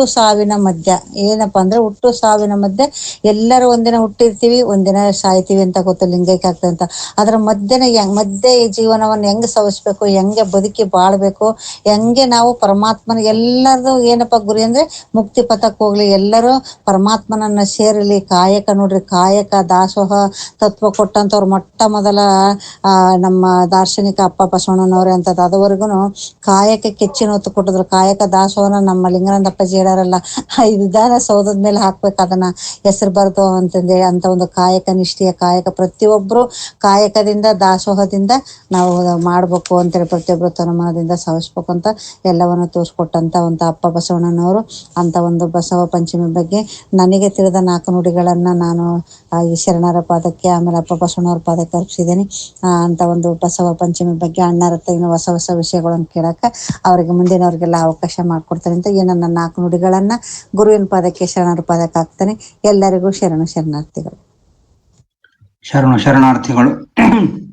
ಇದುವರೆಗೂ ವಚನ ಗಾಯನ ಮಾಡಿರುವಂತಹ ಶರಣ ಬಾಳಪ್ಪ ಅಣ್ಣನವರಿಗೂ ಮತ್ತು ತಮ್ಮ ಅನುಭವವನ್ನು ನೀಡಿರ್ತಕ್ಕಂತಹ ಶರಣಿ ಸಹೋದರಿ ಅನಸೂಯ ಅಕ್ಕನವರಿಗೂ ಅನಂತ ಶರಣಾರ್ಥಿಗಳು. ಈ ಕಾರ್ಯಕ್ರಮದಲ್ಲಿ ಭಾಗಿಗಳಾಗಿರ್ತಕ್ಕಂಥ ಶರಣ ಮಹಾದೇವ್ ಜಿ ಘಾಳೆ ಅವರಿಗೂ, ಶರಣೆ ಸಹೋದರಿ ಶೋಭಾ ತಾಯಿ ಅವರಿಗೂ, ಶರಣೆ ಸಹೋದರಿ ತನುಜಾ ಅಕ್ಕನವರಿಗೂ, ಶರಣೆ ಲಕ್ಷ್ಮಿ ಅಕ್ಕನವರಿಗೆ, ಶರಣ ಸಹೋದರ ವೀರೇಶ್ ಅಣ್ಣನವರಿಗೆ, ಶರಣ ಬಾಣೂರು ಹಿರಣ್ಣಯ್ಯನವರಿಗೆ, ಶರಣೆ ವೀಣಾ ಎಮ್ಮಿ ಅಕ್ಕನವರಿಗೆ, ಶರಣ ನಾಗರತ್ನಮ್ಮ ಅಕ್ಕನವರಿಗೆ, ಶರಣರಾದ ವಿಶ್ವನಾಥ್ ಅವರಿಗೆ ಎಲ್ಲಾ ಹಾಗೂ ಭಾಗವಹಿಸಿರ್ತಕ್ಕಂಥ ಎಲ್ಲ ಸಕಲ ಶರಣ ಬಂಧುಗಳಿಗೂ ಅನಂತ ಅನಂತ ಭಕ್ತಿಯ ಶರಣಾರ್ಥಿಗಳು. ಇದುವರೆಗೂ ಅನಸೂಯಕ್ಕ ಅವರು ತಮ್ಮ ಮಾತಿನಲ್ಲಿ ಹೇಳಿದ್ರು. ತಮ್ಮ ಮಾತುಗಳಲ್ಲಿ ನಾವು ಸ್ಟಾರ್ಟಿಂಗ್ ಅಲ್ಲಿ ಇಲ್ಲಿ ಶಿವಮೊಗ್ಗಕ್ಕೆ ಬಂದಾಗ ಇಲ್ಲೆಲ್ಲ ಒಂದು ಶರಣರ ಸಂಘ ಇತ್ತು, ಅದರಿಂದಾಗಿ ನಾವು ಸಂಪೂರ್ಣವಾಗಿ ಬಸವ ತತ್ವ ತಿಳ್ಕೊಳಿಕ್ ಸಾಧ್ಯ ಆಯ್ತು ಅಂತ ಹೇಳ್ಬಿಟ್ಟು ಅವರು, ಅದು ಬಹಳ ಸತ್ಯವಾಗಿರ್ತಕ್ಕಂಥ ಮಾತು. ಒಬ್ಬ ವ್ಯಕ್ತಿ ಗುರು ಬಸವಣ್ಣನವರು 12ನೇ ಶತಮಾನದಲ್ಲಿ ಇದನ್ನೇ ಮಾಡಿದ್ರು. ಅವರು 12ನೇ ಶತಮಾನದಲ್ಲಿ ಒಬ್ಬ ವ್ಯಕ್ತಿಗೆ ಹೊಸದಾಗಿ ಒಂದ್ಸಲ ಧರ್ಮ ಅಂತ ತಗೊಂಡ್ಬಿಟ್ರೆ, ಧರ್ಮ ಸ್ವೀಕಾರ ಮಾಡಿದ್ರೆ ಆ ಸ್ವೀಕರಿಸಿರ್ತಕ್ಕಂಥ ಧರ್ಮವನ್ನ ಅರಿತು ಆಚರಿಸಿ ಅಳವಡಿಸಿಕೊಂಡು ಅದನ್ನ ಗಟ್ಟಿಗೊಳಿಸ್ಲಿಕ್ಕೆ ನಿರಂತರವಾಗಿ ಶರಣರ ಸಂಘ ಬೇಕು. ನಿರಂತರವಾದ ಶರಣರ ಸಂಘ ಒಂದ್ ವೇಳೆ ಇಲ್ಲ ಅಂತಂದ್ರೆ, ಈಗ ನಾನೇ ನನ್ ಕಣ್ಣೆದ್ರೆ ನೋಡಿದ್, ನಾವು ಚಿಕ್ಕವರಿರುವಾಗೆಲ್ಲ ನಮ್ಮ ಮುಂದೆ ಅನೇಕ ಜನ ಕೆಲವರೆಲ್ಲ ಇಷ್ಟಲಿಂಗ ದೀಕ್ಷೆ ತಗೊಂಡಿದ್ರು. ನಾವೆಲ್ಲ ಕಾಲೇಜೆಲ್ಲ ಹೈಸ್ಕೂಲ್ ಕಾಲೇಜೆಲ್ಲ ಹಂಗೆ ಓದುವಷ್ಟರಲ್ಲಿ ಬೇರೆ ಬೇರೆ ಊರುಗಳಲ್ಲಿ ಹೋಗಿರೋದಕ್ಕೆ ನಮ್ಗೆ ಅಲ್ಲಿ ಶರಣರ ಸಂಘ ಎಲ್ಲ ನಿರಂತರವಾಗಿರುತ್ತೋ, ಹಂಗಾಗಿ ಬಸವ ತತ್ವ ಗಟ್ಟಿಯಾಗಿ ಉಳಿತು ನಮ್ಮ ಹತ್ರ. ಆದ್ರೆ ಬೇರೆಯವರೆಲ್ಲ ನಾವು ಕೆಲವ್ರು ನೋಡ್ತಾ ಇದೀವಿ, ದೀಕ್ಷೆ ತಗೊಂಡಾಗ, ನಾವು ಚಿಕ್ಕವರಿರುವಾಗೆಲ್ಲ ದೀಕ್ಷೆ ತಗೊಂಡವ್ರು ಸ್ವಲ್ಪ ದಿನ ಆಚರಣೆ ಮಾಡಿದ್ರು, ಆಮೇಲೆ ಬಿಟ್ಬಿಟ್ರು, ಸ್ವಲ್ಪ ದಿನ ಲಿಂಗ ಕಟ್ಕೊಂಡ್ರು, ಆಮೇಲೆ ಸ್ವಲ್ಪ ದಿನ ಬಿಟ್ರು. ಹಿಂಗೆಲ್ಲ ಅನೇಕ ಜನಗಳನ್ನ ನಾನು ಕಣ್ಣಾರೆ ನೋಡಿದೀನಿ. ಅಂದ್ರೆ ಅಥವಾ ಅಲ್ಲಿ ಶರಣರ ಸಂಘ ಇತ್ತು, ನಮ್ಮೂರಲ್ಲೂ ಕೂಡ ಅವಾಗ ನಡೀತಾ ಇತ್ತು, ಪ್ರಾರ್ಥನೆ, ಸಾಮೂಹಿಕ ಪ್ರಾರ್ಥನೆ ಎಲ್ಲ ನಡೀತಾ ಇದ್ವು. ಆದ್ರೆ ಅವ್ರು ಬರ್ತಾ ಇರ್ಲಿಲ್ಲ ಕೆಲವರು. ಹೀಗಾಗಿ ಏನಾಯ್ತು, ಅವರಿಗೆ ಧರ್ಮವನ್ನ ಉಳಿಸ್ಕೊಳ್ಳಿಕ್ ಸಾಧ್ಯ ಇಲ್ಲದೆ ಆಗೋಯ್ತು. ದೀಕ್ಷೆ ತಗೊಂಡ್ಮೇಲೂ ಕೂಡ ಧರ್ಮ ಉಳಿಸ್ಕೊಳ್ಳಿಕ್ ಸಾಧ್ಯ ಆಗ್ಲಿಲ್ಲ. ಅದಕ್ಕಾಗಿಯೇ ಗುರು ಬಸವಣ್ಣನವರು 12ನೇ ಶತಮಾನದಲ್ಲಿ ಮೊಟ್ಟ ಮೊದಲಿಗೆ ಅವರು ಲಿಂಗವಂತ ಧರ್ಮವನ್ನ ಸ್ಥಾಪನೆ ಮಾಡಿ, ಆ ಧರ್ಮವನ್ನ ಅರಿತು ಆಚರಿಸಿ ಅಳವಡಿಸಿಕೊಂಡು ಗಟ್ಟಿಗೊಳಿಸ್ಲಿಕ್ಕೆ ಅವ್ರು ನಿರ್ಮಾಣ ಮಾಡಿರ್ತಕ್ಕಂಥ ಒಂದು ಮಹಾನ್ ಸಂಸ್ಥೆ ಅಂತಂದ್ರೆ ಅದು ಅನುಭಾವ ಮಂಟಪ ಮತ್ತು ಮಹಾಮನೆ.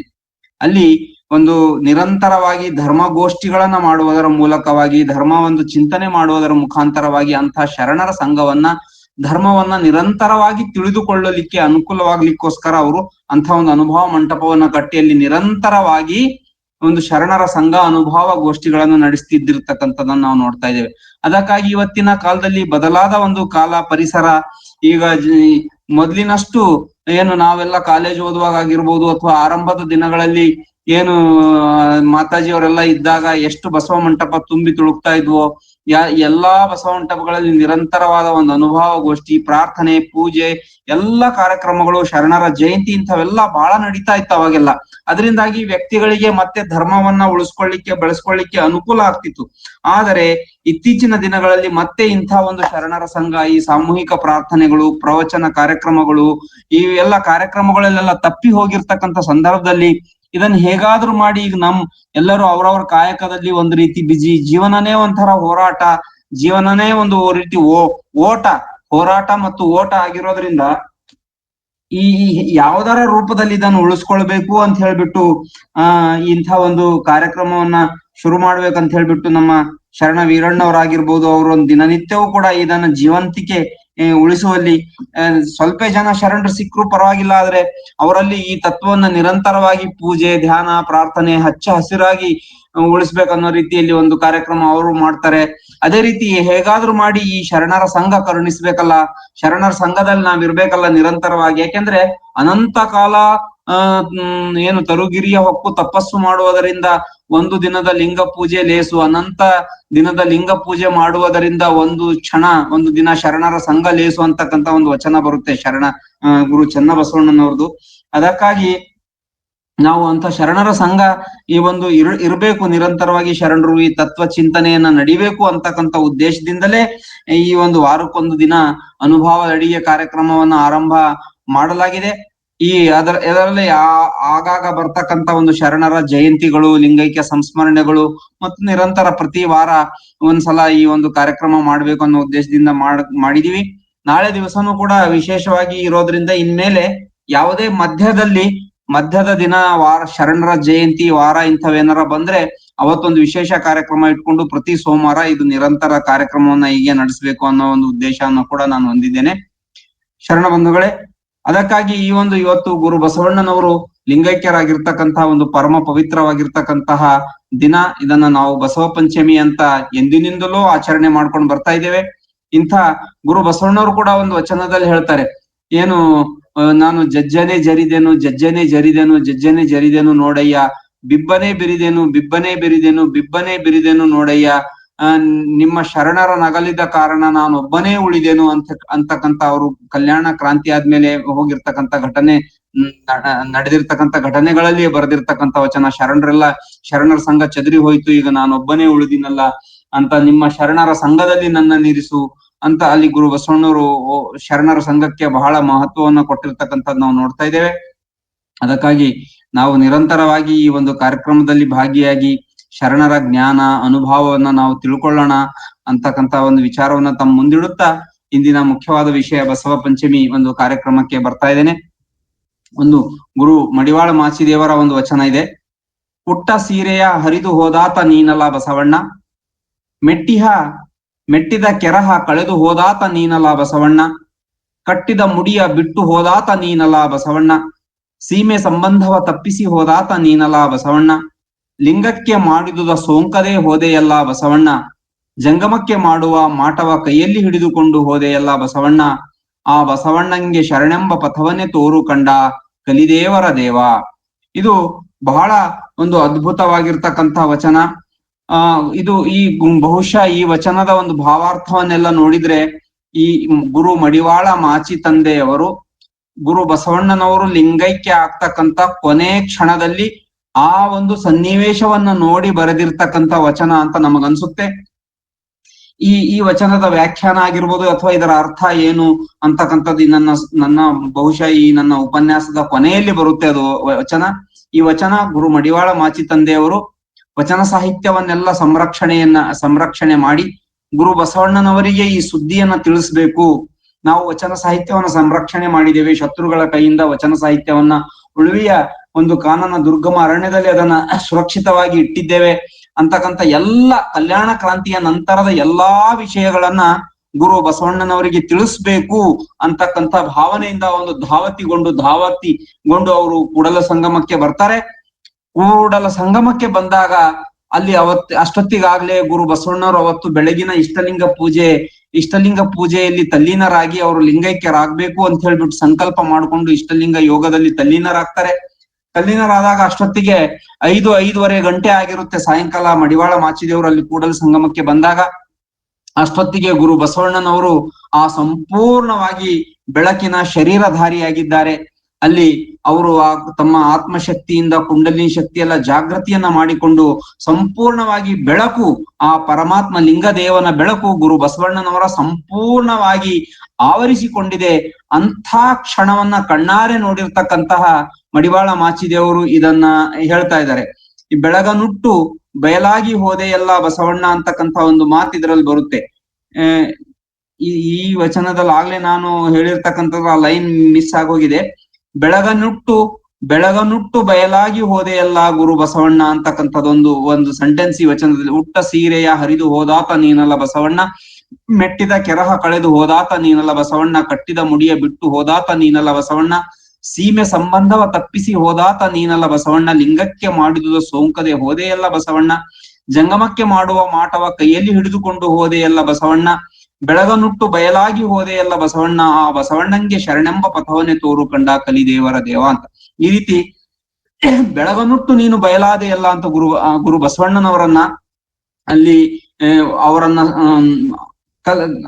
ಆ ಬೆಳಕಿನ ಶರೀರವನ್ನ ನೋಡಿ, ಗುರು ಬಸವಣ್ಣನವರ ಆ ಬೆಳಕಿನ ರೂಪವನ್ನ ನೋಡಿ ಈ ವಚನವನ್ನ ಮಡಿವಾಳ ಮಾಚಿ ತಂದೆಗಳು ಹೇಳ್ತಾ ಇದ್ದಾರೆ. ಈ ವಚನದ ವ್ಯಾಖ್ಯಾನ ನಾನು ಕೊನೆಗೆ ಬರ್ತೇನೆ. ಅಲ್ಲಿವರೆಗೂ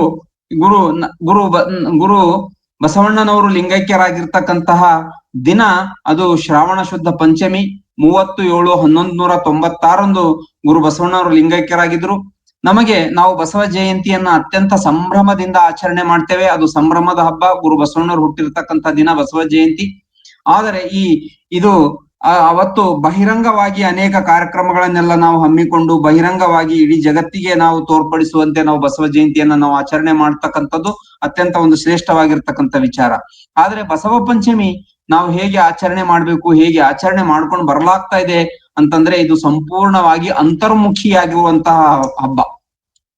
ನಾವು ಅಂತರ್ಮುಖಿಯಾಗಿ ನಮ್ಮ ಬಸವ ಮಂಟಪಗಳಲ್ಲಿ ನಮ್ಮ ಒಂದು ಇಷ್ಟಲಿಂಗ ಯೋಗ, ವಚನ ಧ್ಯಾನ, ಇದು ಆಂತರಿಕ ಶುದ್ಧತೆಗಾಗಿ ಸಮಾಜ ಸಂಘಟನೆ, ಬಸವ ಜಯಂತಿ ಸಮಾಜ ಸಂಘಟನೆಗಾಗಿ ನಾವು ಬಳಸ್ಕೊಂಡ್ರೆ, ಗುರು ಬಸವ ಪಂಚಮಿಯನ್ನ, ಅವರ ಲಿಂಗೈಕ್ಯ ಸಂಸ್ಮರಣೆಯನ್ನ ನಾವು ಆಂತರಂಗಿಕ ಶುದ್ಧಿಗಾಗಿ, ಅಂತರಂಗದ ಸಂಘಟನೆಗಾಗಿ ಬಳಸ್ಕೊಳ್ತಕ್ಕಂಥ ಹಬ್ಬ ಇದು ಗುರು ಬಸವ ಪಂಚಮಿ. ಇದರಲ್ಲಿ ವಿಶೇಷವಾಗಿ ಶ್ರಾವಣ ಮಾಸ ಇರುತ್ತೆ.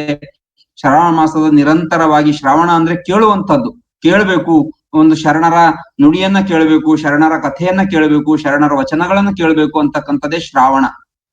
ಅದಕ್ಕಾಗಿ ಇಂಥ ಒಂದು ಶ್ರಾವಣ ಮಾಸದಲ್ಲಿ ನಾವು ಆ ಕೇಳೋದು, ವಚನಗಳನ್ನು ಕೇಳೋದು, ಪ್ರವಚನಗಳನ್ನು ಕೇಳೋದು, ಮತ್ತೆ ಈ ಬಸವ ಪಂಚಮಿ ಕಾರ್ಯಕ್ರಮದಲ್ಲಿ ನಾವು ಬೀದರಲ್ಲಿ ಇರುವಾಗಂತೂ 5 ದಿನಗಳ ಕಾಲ ಅಲ್ಲಿ ನಿರಂತರವಾಗಿ ಕಂಟಿನ್ಯೂಸ್ ಆಗಿ 24 hours ವಚನ ಪಠಣ ನಡೀತಕ್ಕಂಥದ್ದು, ಇಷ್ಟಲಿಂಗ ಯೋಗ, ಪೂಜೆ, ಈ ಕೆಲವೊಂದು ವಚನ ಇಂಥವೆಲ್ಲ ನಾವು ಆಂತರಿಕವಾಗಿ ಒಟ್ಟು ಅಂತರ್ಮುಖಿ ಆಗಕ್ಕೋಸ್ಕರ ನಮ್ಮ ಆತ್ಮಶುದ್ಧಿಗಾಗಿ ಈ ಬಸವ ಪಂಚಮಿ ಹಬ್ಬವನ್ನ ಎಲ್ಲೆಡೆ ಆಚರಣೆ ಮಾಡಿ ಬರುವಂತದನ್ನ ನಾವು ನೋಡ್ತಾ ಇದ್ದೇವೆ. ಅದೇ ರೀತಿ ನಾವು ಕೂಡ ಮಾಡ್ಬೇಕು ನಿರಂತರ. ಈ ಶ್ರಾವಣ ಮಾಸದಲ್ಲಿ ಇದು ನಮಗೆ ಅತ್ಯಂತ ಪವಿತ್ರವಾಗಿರ್ತಕ್ಕಂಥ ತಿಂಗಳು. ಬೇರೆ ಬೇರೆ ಜನ ಎಲ್ಲ ನಾವು ನೋಡ್ತಾ ಇದ್ದೇವೆ, ಒಂದು ಧನುರ್ಮಾಸದಲ್ಲಿ ಕೆಲವರು ಮಾಡ್ತಾರೆ, ಪೂಜೆಯನ್ನು ಹಸ್ಕಿನಲ್ಲೇ ಸುತ್ತಕ್ಕಂಥದ್ದು ಮಾಡ್ತಾರೆ. ಇನ್ನ ಅವರು ಒಂದು ಇಸ್ಲಾಂ ಧರ್ಮೀಯರು ಕೂಡ ಒಂದು ಪವಿತ್ರ ಮಾಸ ಅಂತ ಆಚರಣೆ ಮಾಡ್ತಾರೆ. ಇವರು ಕ್ರಿಶ್ಚಿಯನ್ ಧರ್ಮದಲ್ಲಿಯೂ ಕೂಡ ಇದನ್ನ ಅತ್ಯಂತ ಒಂದು ಪವಿತ್ರ ಒಂದು ಮಂತ್ ಅಂತ ಆಚರಣೆ ಮಾಡ್ತಾರೆ. ಅವರು ಈ ಯೇಸು ಕ್ರಿಸ್ತ ಲಿಂಗೈಕ್ಯರಾಗಿರ್ತಕ್ಕಂಥ ಆ ಮಂತನ್ನ ಅವ್ರು ಅತ್ಯಂತ ಪವಿತ್ರ ಮಾಸ ಅಂತ ಕರೀತಾರೆ. ಅವರಲ್ಲಿ ಏನಿದೆ ಅಂತಂದ್ರೆ, ಒಂದು ಕ್ರುಸಿಫಿಕೇಶನ್ ಅಂತ ಬರುತ್ತೆ, ಒಂದು ಕ್ರುಸಿಫಿಕೇಶನ್ ಅಂಡ್ ರೀಸರೆಕ್ಷನ್ ಅಂತ ಒಂದು 2 ತತ್ವಗಳು ಬರ್ತವೆ ಕ್ರಿಶ್ಚಿಯನ್ ಧರ್ಮದಲ್ಲಿ. ಕ್ರುಸಿಫಿಕೇಶನ್ ಅಂದ್ರೆ ಯೇಸು ಕ್ರಿಸ್ತನನ್ನ ಒಂದು ಶಿಲುಬೆಗೇರಿಸಿ ಅವರನ್ನ ಹತ್ಯೆ ಮಾಡಿರ್ತಕ್ಕಂಥ ದಿನವನ್ನ ಅವ್ರು ಕರೀತಾರೆ. ಅದಾದ್ಮೇಲೆ ಒಂದು ರೀಸರೆಕ್ಷನ್ ಅಂತ ಕರೀತಾರೆ. ರೀಸರೆಕ್ಷನ್ ಅಂತ ಕರೆದು, ಆ ರೀಸರೆಕ್ಷನ್ ಅಂದ್ರೆ ಯೇಸು ಕ್ರಿಸ್ತನವರು ಎದ್ದು ಬಂದರು ಅನ್ನುವಂತಹ ಒಂದು ವಿಚಾರವನ್ನ ಅವ್ರು ಹೇಳ್ತಾರೆ 3ನೇ ದಿನಕ್ಕೆ. ಆದ್ರೆ ಅದು ವೈಜ್ಞಾನಿಕವಾಗಿ ವಿಶ್ಲೇಷಣೆಯನ್ನ ಮಾಡುವುದಾದ್ರೆ, ವೈಜ್ಞಾನಿಕವಾಗಿ ನಾವು ಇಂಥ ವಿಚಾರಗಳನ್ನ ನೋಡೋದಾದ್ರೆ ಏನಾಗುತ್ತೆ, ಮಹಾತ್ಮರಿಗೆ ಒಂದು ಸ್ಥೂಲ ಕಾಯ ಅಂತ ಇರುತ್ತೆ, ಇನ್ನೊಂದು ಸೂಕ್ಷ್ಮ ಶರೀರ, ಕಾರಣ ಶರೀರ ಅಂತ ಇರುತ್ತೆ. ನಮಗೆಲ್ಲರಿಗೂ ಇರುತ್ತೆ. ಆದ್ರೆ ಮಹಾತ್ಮರಲ್ಲಿ ಅಂತಹ ಒಂದು ಶಕ್ತಿ ಇರುತ್ತೆ, ತಾವು ಯಾವಾಗ ಬೇಕಾದ್ರೂ ಕೂಡ ಅಂತಹ ಸೂಕ್ಷ್ಮ ಕಾರಣ ಶರೀರದಿಂದ, ಒಂದು ಬೆಳಕಿನ ಶರೀರದಿಂದ ತನ್ನ ಶಿಷ್ಯರಿಗೆ, ತನ್ನ ಭಕ್ತರಿಗೆ, ತನ್ನ ಆತ್ಮೀಯರಿಗೆ ಒಂದು ಬೆಳಕಿನ ಶರೀರಧಾರಿಯಾಗಿ ದರ್ಶನವನ್ನ ಕೊಡುವಂತಹ ಶಕ್ತಿ ಮಹಾತ್ಮರಿಗಿರುತ್ತೆ. ಆದ್ರೆ ಅಲ್ಲಿ ಅವ್ರ ಕ್ರಿಶ್ಚಿಯನ್ ಧರ್ಮದಲ್ಲಿಯೂ ಕೂಡ ನಾವು ನೋಡಿದಾಗ ಅದೇ ರೀತಿ ಅವರೆಲ್ಲ ಎದ್ದು ಬಂದರು ಅನ್ನೋದಕ್ಕಿಂತ 2 ರೀತಿಯಲ್ಲಿ ಅದನ್ನು ಊಹಿಸಬಹುದು ಅಂತ ಪರಮ ಪೂಜ್ಯ ಮಾತಾಜಿ ಅವರು ಯಾವಾಗ್ಲೂ ತಮ್ಮ ಪ್ರವಚನದಲ್ಲಿ ಹೇಳ್ತಿದ್ರು.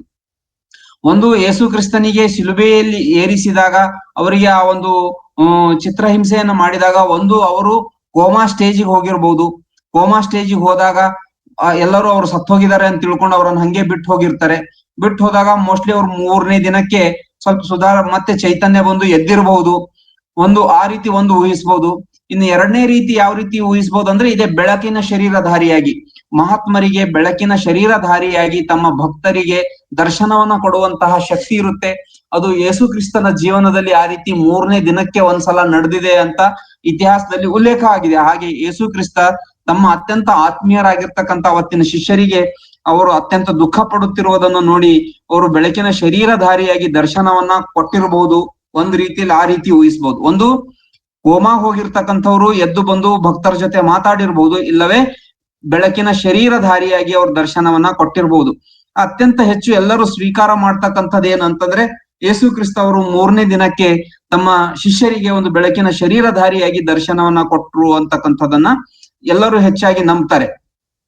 ಈ ದಿನವನ್ನ ನಾವು ಗುರು ಬಸವಣ್ಣನವರ ಒಂದು ಜೀವನದಲ್ಲಿ ಅವರು ಕೂಡ ಅದನ್ನ ಗ್ರೇಟ್ ಲೆಂಟ್ ಅಂತ, ಒಂದು ಕ್ರಿಶ್ಚಿಯನ್ ಧರ್ಮದಲ್ಲಿ ಗ್ರೇಟ್ ಲೆಂಟ್ ಅಂತ ಕರೀತಾರೆ. ಈ ಅವರು ಏನು ಯೇಸು ಕ್ರಿಸ್ತ ಅವರು ಎದ್ದು ಬಂದಿರತಕ್ಕಂಥ ದಿನಕ್ಕೆ ಅವರು ಒಂದು ಗುಡ್ ಫ್ರೈಡೆ ಅಂತ ಆಚರಣೆ ಮಾಡಿ ಗುಡ್ ಫ್ರೈಡೆಕ್ಕಿಂತ ಹಿಂದಿನ ದಿನ ಏಪ್ರಿಲ್ ತಿಂಗಳಲ್ಲಿ ಬರುತ್ತೆ. ಹಿಂದಿನ ಒಂದು ತಿಂಗಳು ಉಪವಾಸ, ಗ್ರೇಟ್ ಲೆಂಟ್ ಅಂತ ಕರೀತಾರೆ. ಅದಕ್ಕೆ ಲೆಂಟ್ ಅಂದ್ರೆ ಉಪವಾಸ ಮಾಡ್ತಕ್ಕಂಥದ್ದು. ಒಂದು ತಿಂಗಳ ಕಾಲ ಸ್ವಲ್ಪ ಉಪವಾಸ, ಒಂದು ಹೊತ್ತಿನ ಊಟನೋ ಅಥವಾ ಪಾರ್ಸಿಯಲ್ ಸ್ವಲ್ಪ ಪ್ರಸಾದ ಮಾಡಿ ಒಂದು ಉಪವಾಸ ಮಾಡಿ ಅವ್ರ ಜೀವನ ಕಳೀತಾರೆ. ಅಂದ್ರೆ ನಮ್ಮ ಜೀವನ ಆ ಯೇಸು ಕ್ರಿಸ್ತನ ಸ್ಮರಣೆಯಲ್ಲಿ ಈ ಒಂದು ತಿಂಗಳ ಕಾಲ ನಡಿಬೇಕು ಅಂತಕ್ಕಂಥ ಭಾವನೆಯಲ್ಲಿ ಅವರು ಕೂಡ ಆ ಒಂದು ಗ್ರೇಟ್ ಲೆಂಟ್ ಅಂತ ಮಾಡ್ಕೊಂಡು ಒಂದು ತಿಂಗಳ ಉಪವಾಸ ಕಾರ್ಯಕ್ರಮವನ್ನ ಮಾಡ್ಕೊಂಡು ಗುಡ್ ಫ್ರೈಡೆ ಅಂತ ಮಾಡಿ, ಯೇಸು ಕ್ರಿಸ್ತ ಅವ್ರು ಯಾವತ್ತು ರಿಸರೆಕ್ಷನ್ ಆದ್ರೂ ಎದ್ದು ಬಂದ್ರು ಅಂತ ದಿನವನ್ನ ಅವರು ಗುಡ್ ಫ್ರೈಡೆ ಅಂತ ಆಚರಣೆ ಮಾಡಿ ಹಬ್ಬ ಮಾಡ್ತಾರೆ. ಅವತ್ತಿನ ದಿನ ಪ್ರಸಾದ ಮಾಡ್ತಾರೆ. ಅದೇ ರೀತಿ ನಮ್ಮ ಧರ್ಮದಲ್ಲಿ ಗುರು ಬಸವಣ್ಣನವರು ಲಿಂಗೈಕ್ಯರಾಗಿರ್ತಕ್ಕಂಥ ಈ ಒಂದು ಪವಿತ್ರ ಮಾಸ ಶ್ರಾವಣ ಮಾಸ, ಶ್ರಾವಣ ಶುದ್ಧ ಪಂಚಮಿಯಂದು ಈ ಶ್ರಾವಣ ಮಾಸದ ಒಂದು 5ನೇ ದಿನಕ್ಕೆ ಗುರು ಬಸವಣ್ಣವರು ಲಿಂಗೈಕ್ಯರಾಗ್ತಾರೆ. ಆದ್ರೆ ನಾವು ನೋಡಿದಾಗ ಯೇಸು ಕ್ರಿಸ್ತ ಅವರನ್ನ ನೋಡಿದಾಗ ಅವರು ಒಂದು ಸಲ ತಮ್ಮ ಶಿಷ್ಯರಿಗೆ ಬೆಳಕಿನ ಶರೀರಧಾರಿಯಾಗಿ ದರ್ಶನವನ್ನ ಕೊಟ್ಟಿದ್ದಾರೆ ಅಂತ ಇಡೀ ಜಗತ್ತು ನಂಬುತ್ತೆ. ಆದರೆ ಈ ಗುರು ಬಸವಣ್ಣನವರು ಬೆಳಕಿನ ಶರೀರಧಾರಿಯಾಗಿ ತಮ್ಮ ಶಿಷ್ಯರಿಗೆ, ತಮ್ಮ ಭಕ್ತರಿಗೆ ದರ್ಶನ ಕೊಟ್ಟಿರ್ತಕ್ಕಂಥದ್ದನ್ನ ಅನೇಕ ಜನಗಳಿಗೆ ಈ ವಿಚಾರ ಗೊತ್ತೇ ಇಲ್ಲ.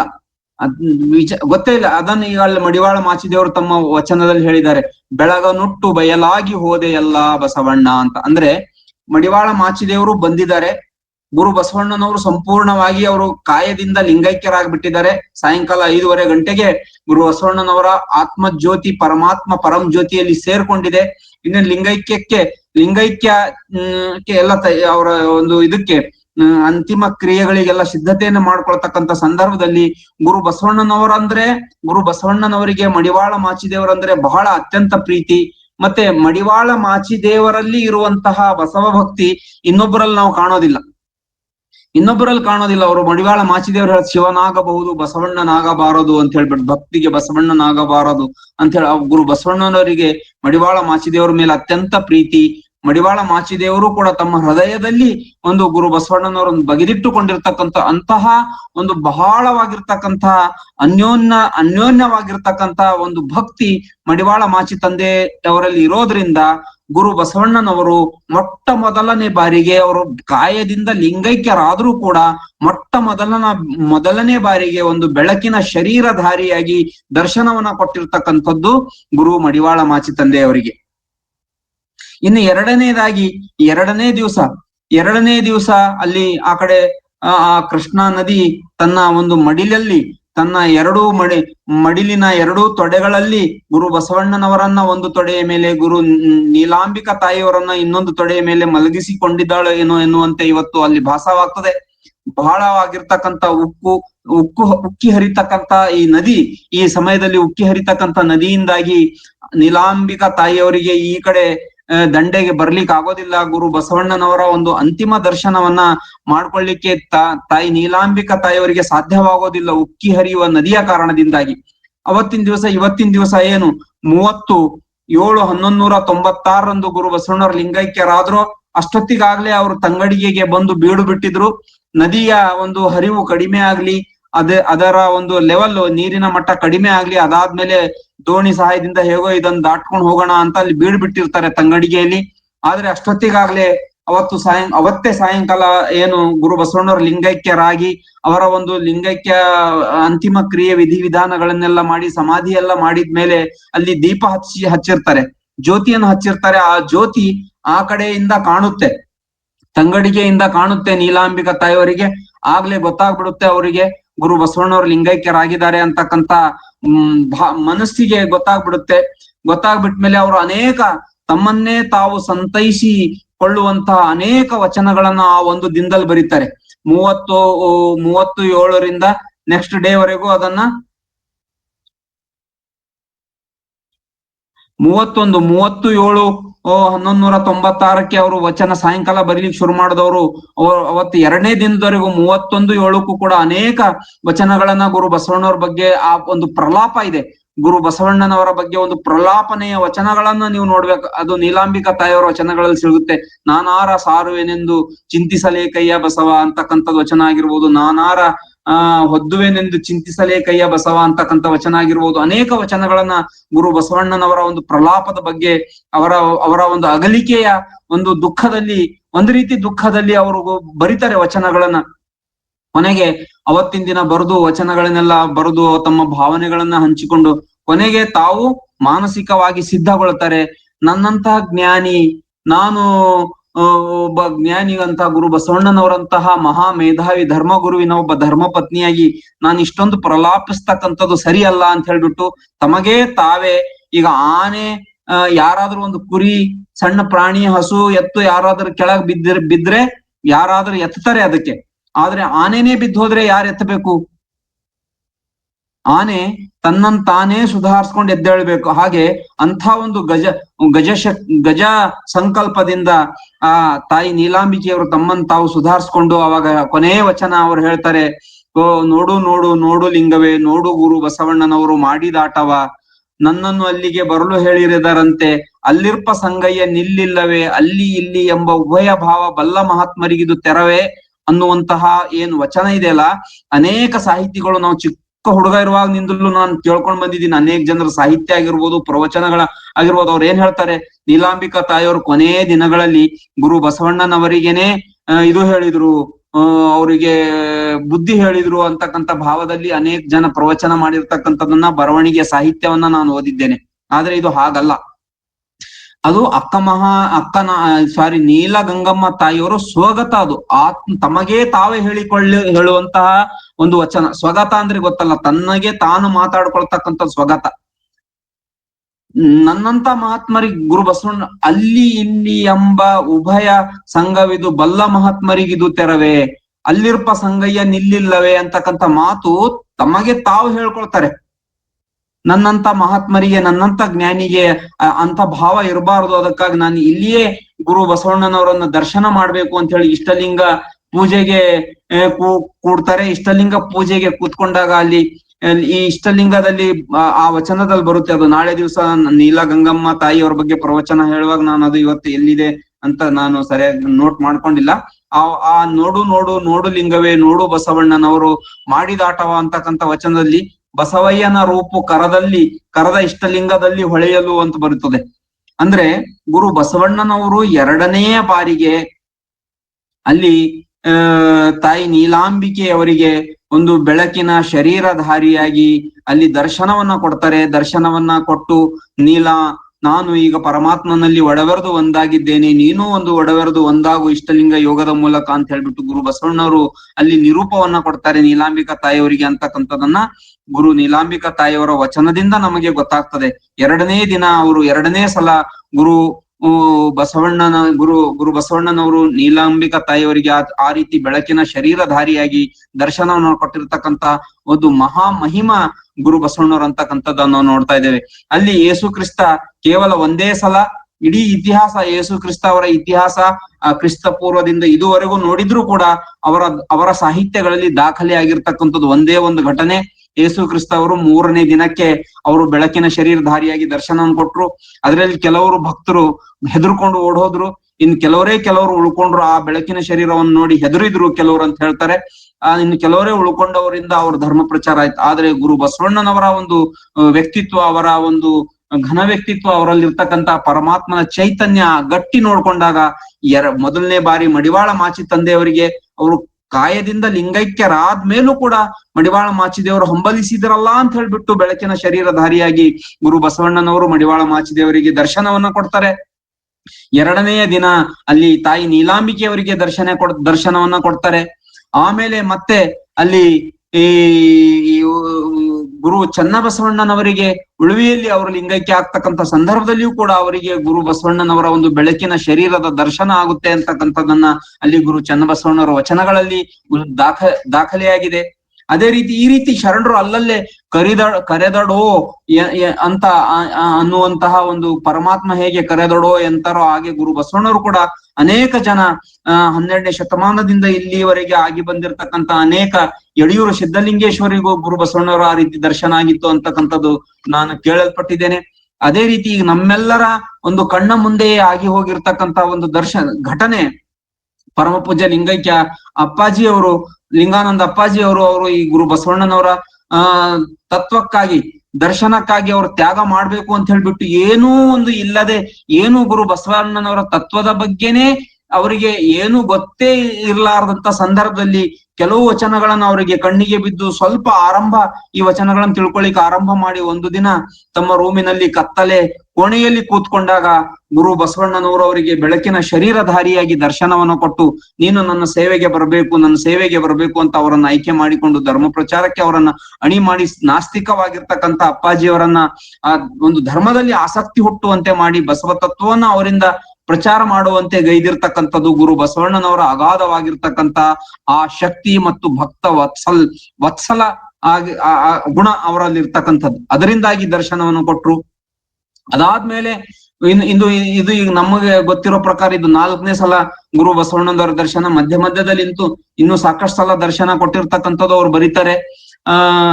ಅನೇಕ ಜನ ಶರಣರು ಈ ಪರಂಪರೆಯಲ್ಲಿ ಬಂದಿರತಕ್ಕಂಥ ಶರಣರು, ಶಿವಯೋಗಿಗಳು ಅಂತ ಕರ್ಕೊಂಡ್ ಬರ್ತಾರೆ. ಅವರೆಲ್ಲ ಅನೇಕ ತಮ್ಮ ಅನುಭವವನ್ನ, ಬಸವಲಿಂಗ ಶರಣರು ಆಗಿರ್ಬಹುದು, ಇವರೆಲ್ಲರೂ ಅಂತ ತಮ್ಮ ಅನುಭವದಲ್ಲಿ ಬರೆದಿಟ್ಟಿದ್ದಾರೆ ಗುರು ಬಸವಣ್ಣವರ ದರ್ಶನ ಅವ್ರು ಹೇಗ್ ಮಾಡಿದ್ರು ಅಂತಕ್ಕಂಥದ್ದು. ಅದಾದ್ಮೇಲೆ ಪರಮ ಪೂಜ್ಯ ಲಿಂಗಾನಂದ ಅಪ್ಪಾಜಿ ಅವರು ಧರ್ಮ ಪ್ರಚಾರ ಮಾಡ್ತಾ ಸಾಕಷ್ಟು ಈ ಸಮಾಜದಲ್ಲಿ ಒಂದು ಕ್ರಾಂತಿಯನ್ನ ಮಾಡ್ತಕ್ಕಂಥ ಸಂದರ್ಭದಲ್ಲಿ ಅನೇಕ ಜನ ಅವರು ತಮ್ಮ ಧರ್ಮ ಪ್ರಚಾರದ ಒಂದು ತುದಿಯನ್ನ ಮೆಟ್ಟಿದಾಗ ಸಮಾಜದಲ್ಲಿ ಅಲ್ಲೋಲ ಕಲ್ಲೋಲ ಒಂದು ರೀತಿ ಮೌಢ್ಯತೆ ತುಂಬಿರ್ತಕ್ಕಂಥ ಜನ ಬಹಳ ಅಲ್ಲೋಲ ಕಲ್ಲೋಲವಾಗಿ ಅವರಿಗೆ ಬಹಳ ತೊಂದರೆ ಕೊಡ್ಲಿಕ್ಕೆ ಶುರು ಮಾಡ್ತಾರೆ, ಬಹಳ ಹಿಂಸೆ ಕೊಡ್ಲಿಕ್ಕೆ ಶುರು ಮಾಡ್ತಾರೆ. ಎಲ್ಲಿ ಪ್ರವಚನಕ್ಕೆ ಹೋದ್ರು ಅವ್ರನ್ನ ತೊಂದರೆ ಕೊಡೋದು, ಏನ್ ಪ್ರವಚನ ಮಾಡ್ದಂಗ್ ನೋಡ್ಕೊಳ್ಳೋದು, ಪ್ರವಚನ ಮಾಡ್ತಾ ಇದ್ರೆ ಕಲ್ಲುಗಳನ್ನು ಹೊಡಿಯೋದು. ಇವರು ಹೇಳಿ ಇಷ್ಟು ಖಡಾಖಂಡಿತವಾಗಿ ತತ್ವವನ್ನು ಹೇಳಿದ್ರು ಕೂಡ ಹೆಚ್ಚಿನ ಜನರು, ಸ್ವಲ್ಪ ಜನರು ಅರ್ಥ ಮಾಡ್ಕೊಂಡವ್ರು ಬಂದ್ರು ಧರ್ಮಕ್ಕೆ. ಆದ್ರೆ ಹೆಚ್ಚಿನ ಜನರು ಅರ್ಥ ಮಾಡ್ಕೊಳ್ಳಾರ್ದೇನೆ ಇವ್ರಿಗೆ ತೊಂದರೆ ಕೊಡ್ಲಿಕ್ಕೆ ಶುರು ಮಾಡಿದಾಗ ಇನ್ಮೇಲೆ ಒಂದು ಪ್ರವಚನೆ ನಡೆಯೋದೇ ಇಲ್ವೇನೋ ಅಂತ ಸ್ಥಿತಿ ಒಂದಿನ ಬರುತ್ತೆ ಅಪ್ಪಾಜಿ ಅವರಿಗೆ. ಇನ್ಮೇಲೆ ಪ್ರವಚನ ಮಾಡ್ಲಿಕ್ಕೆ ಸಾಧ್ಯನೇ ಇಲ್ವೇನೋ ಅಂತಕ್ಕಂಥ ಒಂದು ಸ್ಥಿತಿ ಬಂದಾಗ ಅವರು ಗುರು ಬಸವಣ್ಣನವರ ಐಕ್ಯ ಮಂಟಪದಲ್ಲಿ ಹೋಗಿ, ಇವಾಗ ಇರೋ ತರ ಅದಕ್ಕೆಲ್ಲ ಐಕ್ಯ ಮಂಟಪಕ್ಕೆ ಇನ್ನೂ ಕವರ್ ಎಲ್ಲ ಇರ್ಲಿಲ್ಲ. ಅವಾಗಿನ್ನೂ ನಾರಾಯಣಪುರ ಡ್ಯಾಮ್ ಆಗಿರ್ಬೋದು ಅದೆಲ್ಲ ಕಟ್ಟಿರ್ಲಿಲ್ಲ, ಹಾಗೆ ನೀರ್ ಹರಿತಾ ಇತ್ತು. ಇನ್ನೂ ಇದೆಲ್ಲ ಐಕ್ಯ ಮಂಟಪ ಆಗದೆ ಇರ್ತಕ್ಕಂಥ ಸಂದರ್ಭದಲ್ಲಿ ಇನ್ನು ಮಾತಾಜಿಯವರ ಇವರ ಸಂಪರ್ಕಕ್ಕೆ ಬರದೇ ಇರ್ತಕ್ಕಂಥ ಸಂದರ್ಭದಲ್ಲಿ ಅಲ್ಲಿ ಹೋಗಿ ಕುಂತು ಐಕ್ಯ ಮಂಟಪದಲ್ಲಿ ಒಂದಿನ ಹುಣ್ಣಿಮೆಯ ಸಂಜೆ ಐಕ್ಯ ಮಂಟಪದಲ್ಲಿ ಕೂತ್ಕೊಂಡು ಅಲ್ಲಿ ಗುರು ಬಸವಣ್ಣನವರನ್ನ ಧ್ಯಾನ ಮಾಡ್ತಾ ಕಣ್ಣಲ್ಲಿ ನೀರ್ ಹರಿಸ್ತಾರೆ.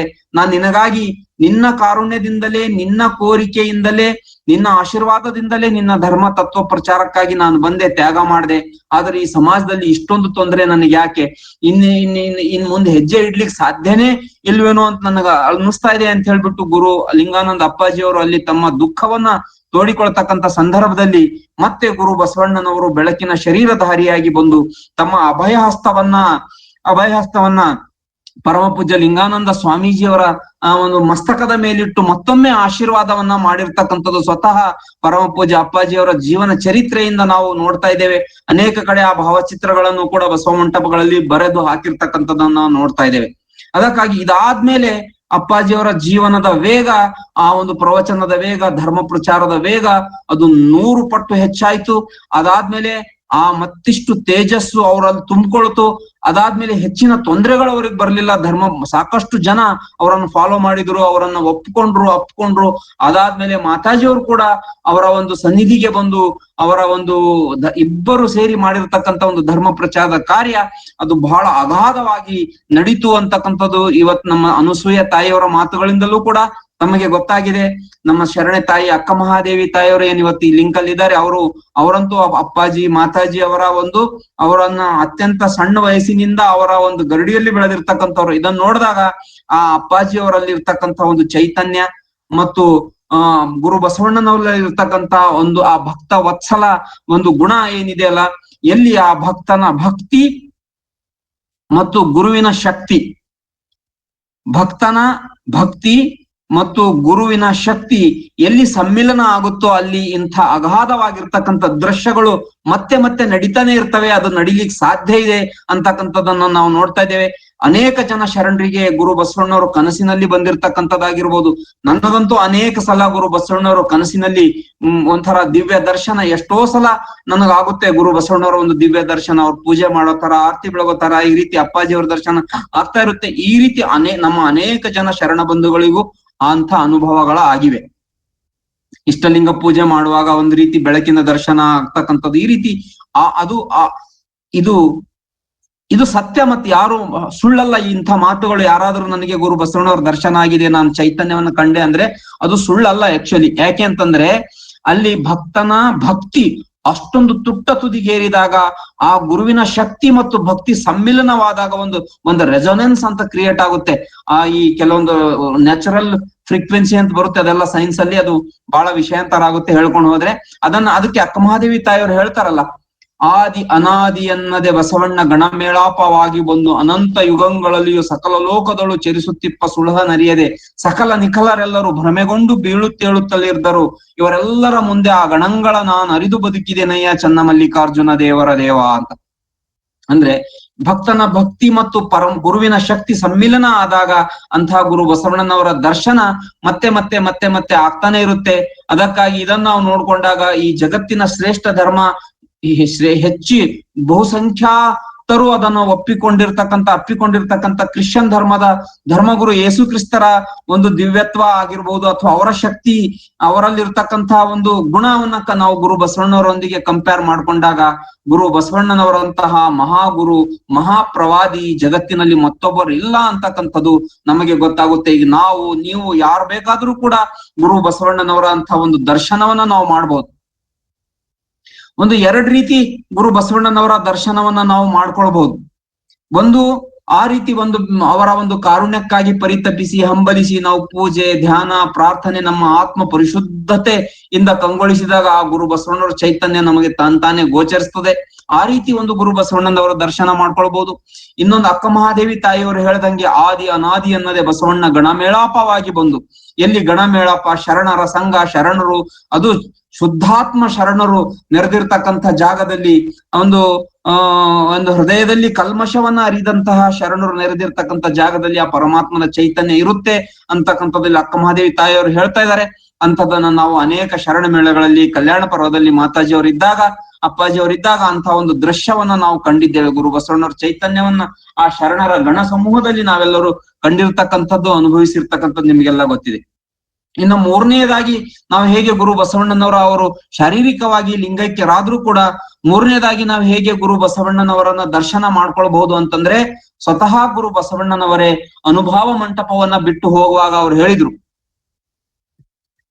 ವಚನ ಸಾಹಿತ್ಯದಲ್ಲಿ ನನ್ನ ಪ್ರಾಣವಿದೆ, ವಚನ ಸಾಹಿತ್ಯದ ರಕ್ಷಣೆಯೇ ನನ್ನ ಪ್ರಾಣ ರಕ್ಷಣೆ ಅಂತ. ನಾನು ಯಾವಾಗ್ಲೂ ಒಂದು ಕಥೆ ಹೇಳ್ತಿರ್ತೀನಲ್ಲ, ಈ ಅರೇಬಿಯನ್ ನೈಟ್ಸ್ ಅಂತ ಏನ್ ಕಥೆ ಬರುತ್ತೆ, ಅದರಲ್ಲಿ ಒಬ್ಬ ರಾಜ ಇದ್ದ. ರಾಜ ತನ್ನ ಪ್ರಾಣವನ್ನ ತನ್ನ ದೇಹದಲ್ಲಿ ಇಟ್ಕೊಳ್ಳದೆ ಅವನು ಕೆಲವೊಂದು ಸಿದ್ಧಿಯನ್ನ ಪಡೆದು ಸಾಧನೆಯನ್ನು ಮಾಡಿ ಒಂದು ಬಂಗಾರದ ಗಿಣಿಯ ದೇಹದಲ್ಲಿ ತನ್ನ ಪ್ರಾಣವನ್ನು ಇಟ್ಟಿದ್ದ. ಆ ಬಂಗಾರದ ಗಿಣಿಯನ್ನ ಒಯ್ದು ಒಂದು ವಜ್ರದ ಪಂಜರದಲ್ಲಿ ಇಟ್ಟಿದ್ದ.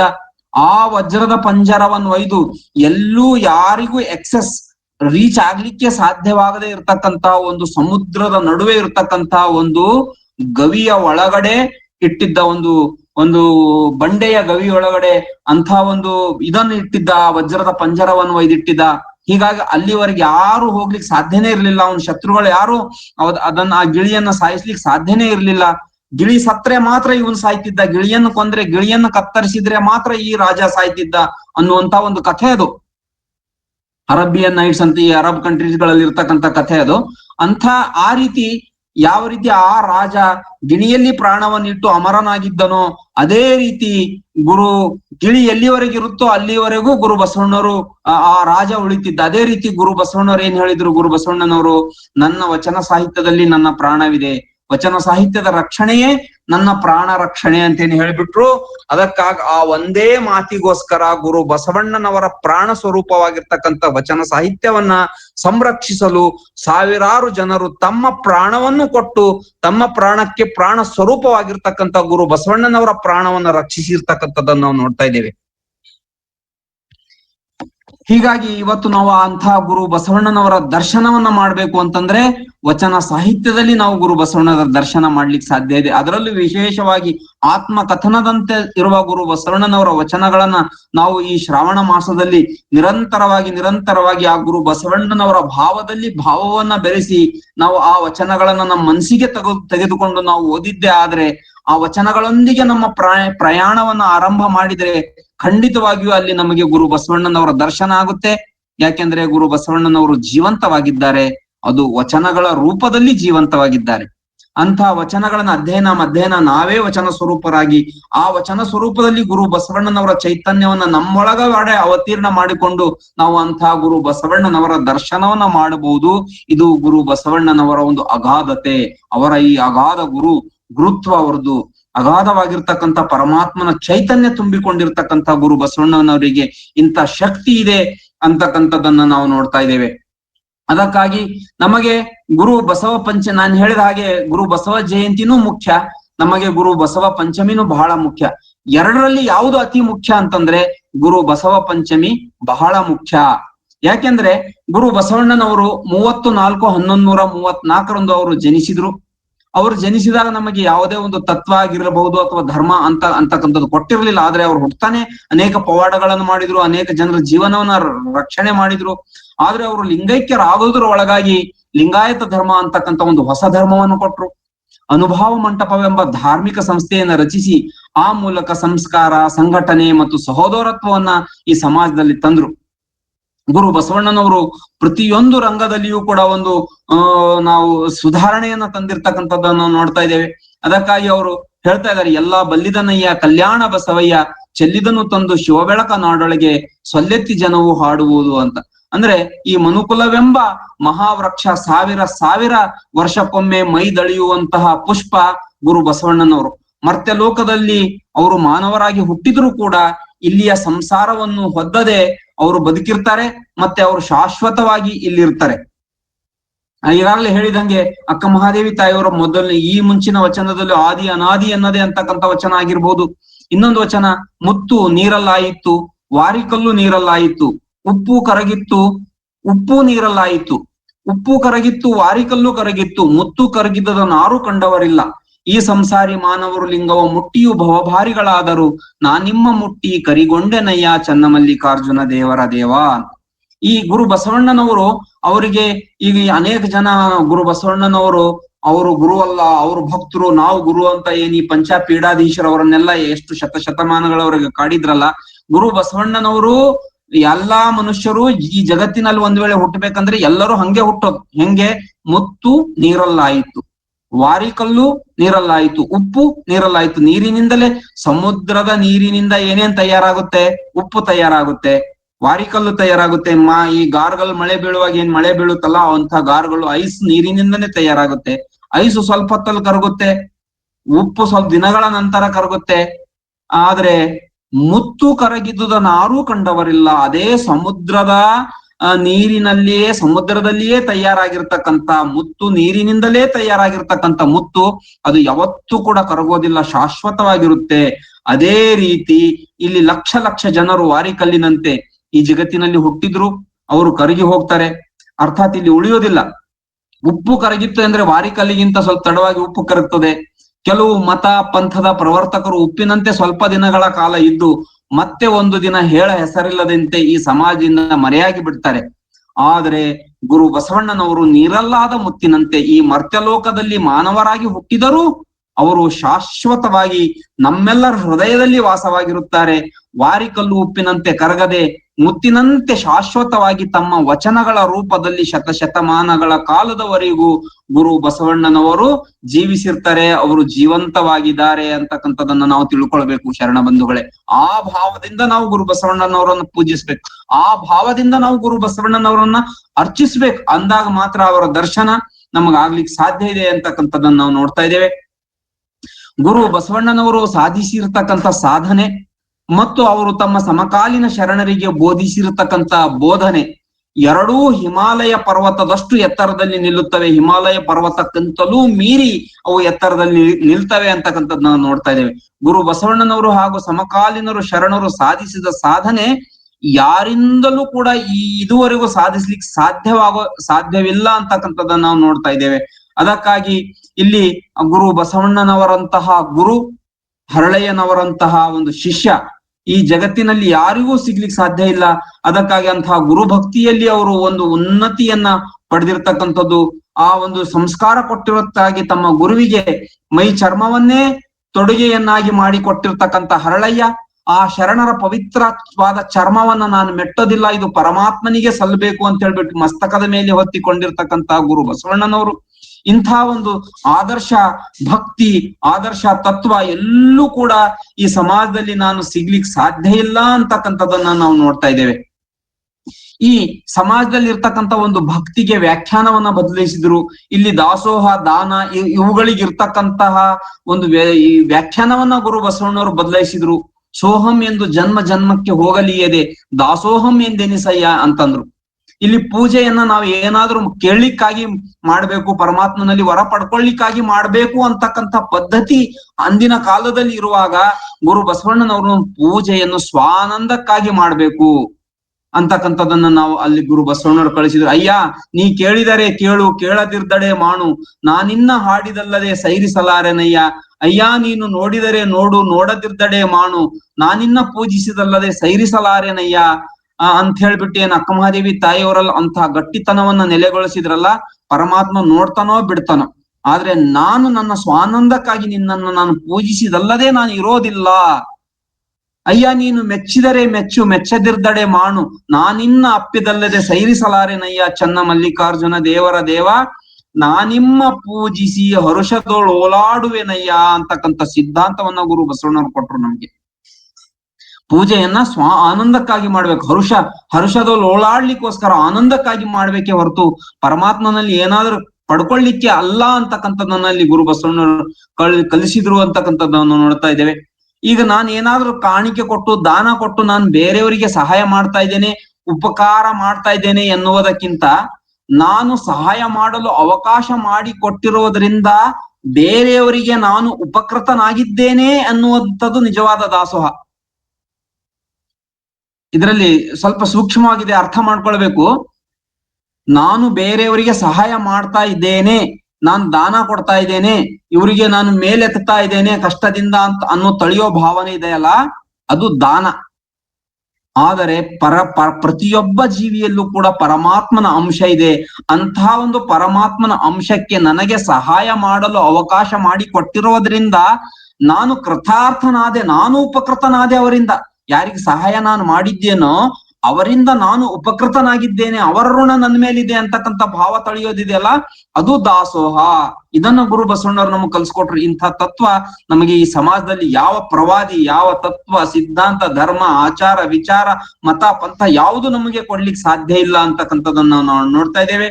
ಅದಕ್ಕಾಗಿ ಈ ಗುರು ಬಸವಣ್ಣನವರು ಅರಿತು ನಾವು ಪೂಜಿಸ್ಬೇಕು, ಅರಿದು ಆಚರಿಸಬೇಕು ಅಂತ ಹೇಳ್ತಾರಲ್ಲ, ಅದನ್ನು ಈ ರೀತಿ ಅವರ ಗುರು ಬಸವಣ್ಣವರ ಬಗ್ಗೆ ನಾವು ತಿಳ್ಕೊಂಡು ಅವರನ್ನ ಪೂಜಿಸಿ ನಾವು ಅರ್ಚಿಸಿದಾಗ ಅವರ ಚೈತನ್ಯದ ಒಂದು ನಿಜದ ಸ್ವರೂಪ, ಅವರ ಚೈತನ್ಯದ ದರ್ಶನ ನಮಗಾಗ್ಲಿಕ್ಕೆ ಸಾಧ್ಯ ಇದೆ.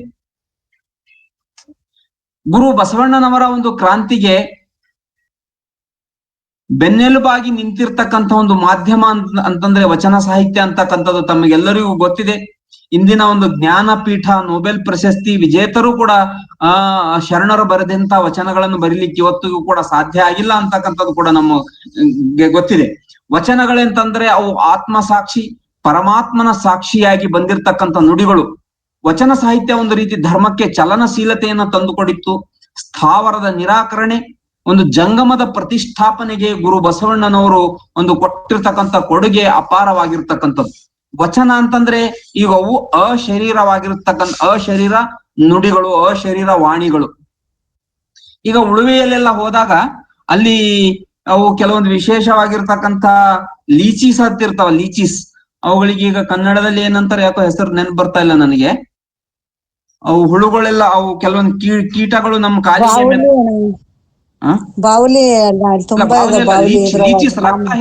ರಕ್ತ ಇರ್ತಾವಲ್ಲ, ಜಿಗಣೆ. ಜಿಗಣೆಗಳು ಏನಾಗಿರ್ತವೆ ಅಂತಂದ್ರೆ ಅವು ಈ ಬೇಸಿಗೆ ಕಾಲದಲ್ಲಿ ಅತ್ಯಂತ ಸುಪ್ತವಾಗಿರ್ತವೆ. ಅವಕ್ಕೆ ನೀರಿರಲ್ಲ, ಏನು ಸಿಕ್ಕಲ್ಲ, ಇದು ಬೆಳವಣಿಗೆ ಹೊಂದ್ಲಿಕ್ಕೆ ಏನು ಇರಲ್ಲ, ಅವು ಇದ್ದು ಇಲ್ಲದಂತೆ ಇರ್ತವೆ. ಯಾವಾಗ ಮಳೆಗಾಲ ಅಂತಕ್ಕಂಥದ್ದು ಬರ್ತದೋ ಮತ್ತ ಅವರಲ್ಲಿ ಚೈತನ್ಯ ಅಂತಕ್ಕಂಥದ್ದು ತುಂಬಿಕೊಳ್ತದೆ. ಚೈತನ್ಯ ತುಂಬಿಕೊಂಡು ಅವ್ರು ಮನುಷ್ಯರ ಮೇಲೆ ಅವ್ರು ಅಲ್ಲಿ ಕೂತ್ಕೊಂಡು ಮತ್ತೆ ರಕ್ತ ಹೀರ್ಲಿಕ್ಕೆ ಶುರು ಮಾಡ್ತವೆ. ಇದು ಒಂದ್ ರೀತಿ ಇದು ಉದಾಹರಣೆ. ಆದ್ರೆ ಈ ವಚನಗಳು ಹಿಂಗೇನೆ. ವಚನಗಳು ಹೆಂಗೆ ಅಂತಂದ್ರೆ ಅವು ಅಶರೀರ ವಾಣಿಗಳು, ಅವಕ್ಕೆ ಶರೀರ ಇಲ್ಲ, ಆದ್ರೆ ಅವು ವಾಣಿಗಳು, ಅವು ಧ್ವನಿಗಳು. ಶರೀರ ಸಿಕ್ಕ ತಕ್ಷಣ ವಚನಗಳು ಮಾತಾಡ್ಲಿಕ್ಕೆ ಶುರು ಮಾಡ್ತವೆ.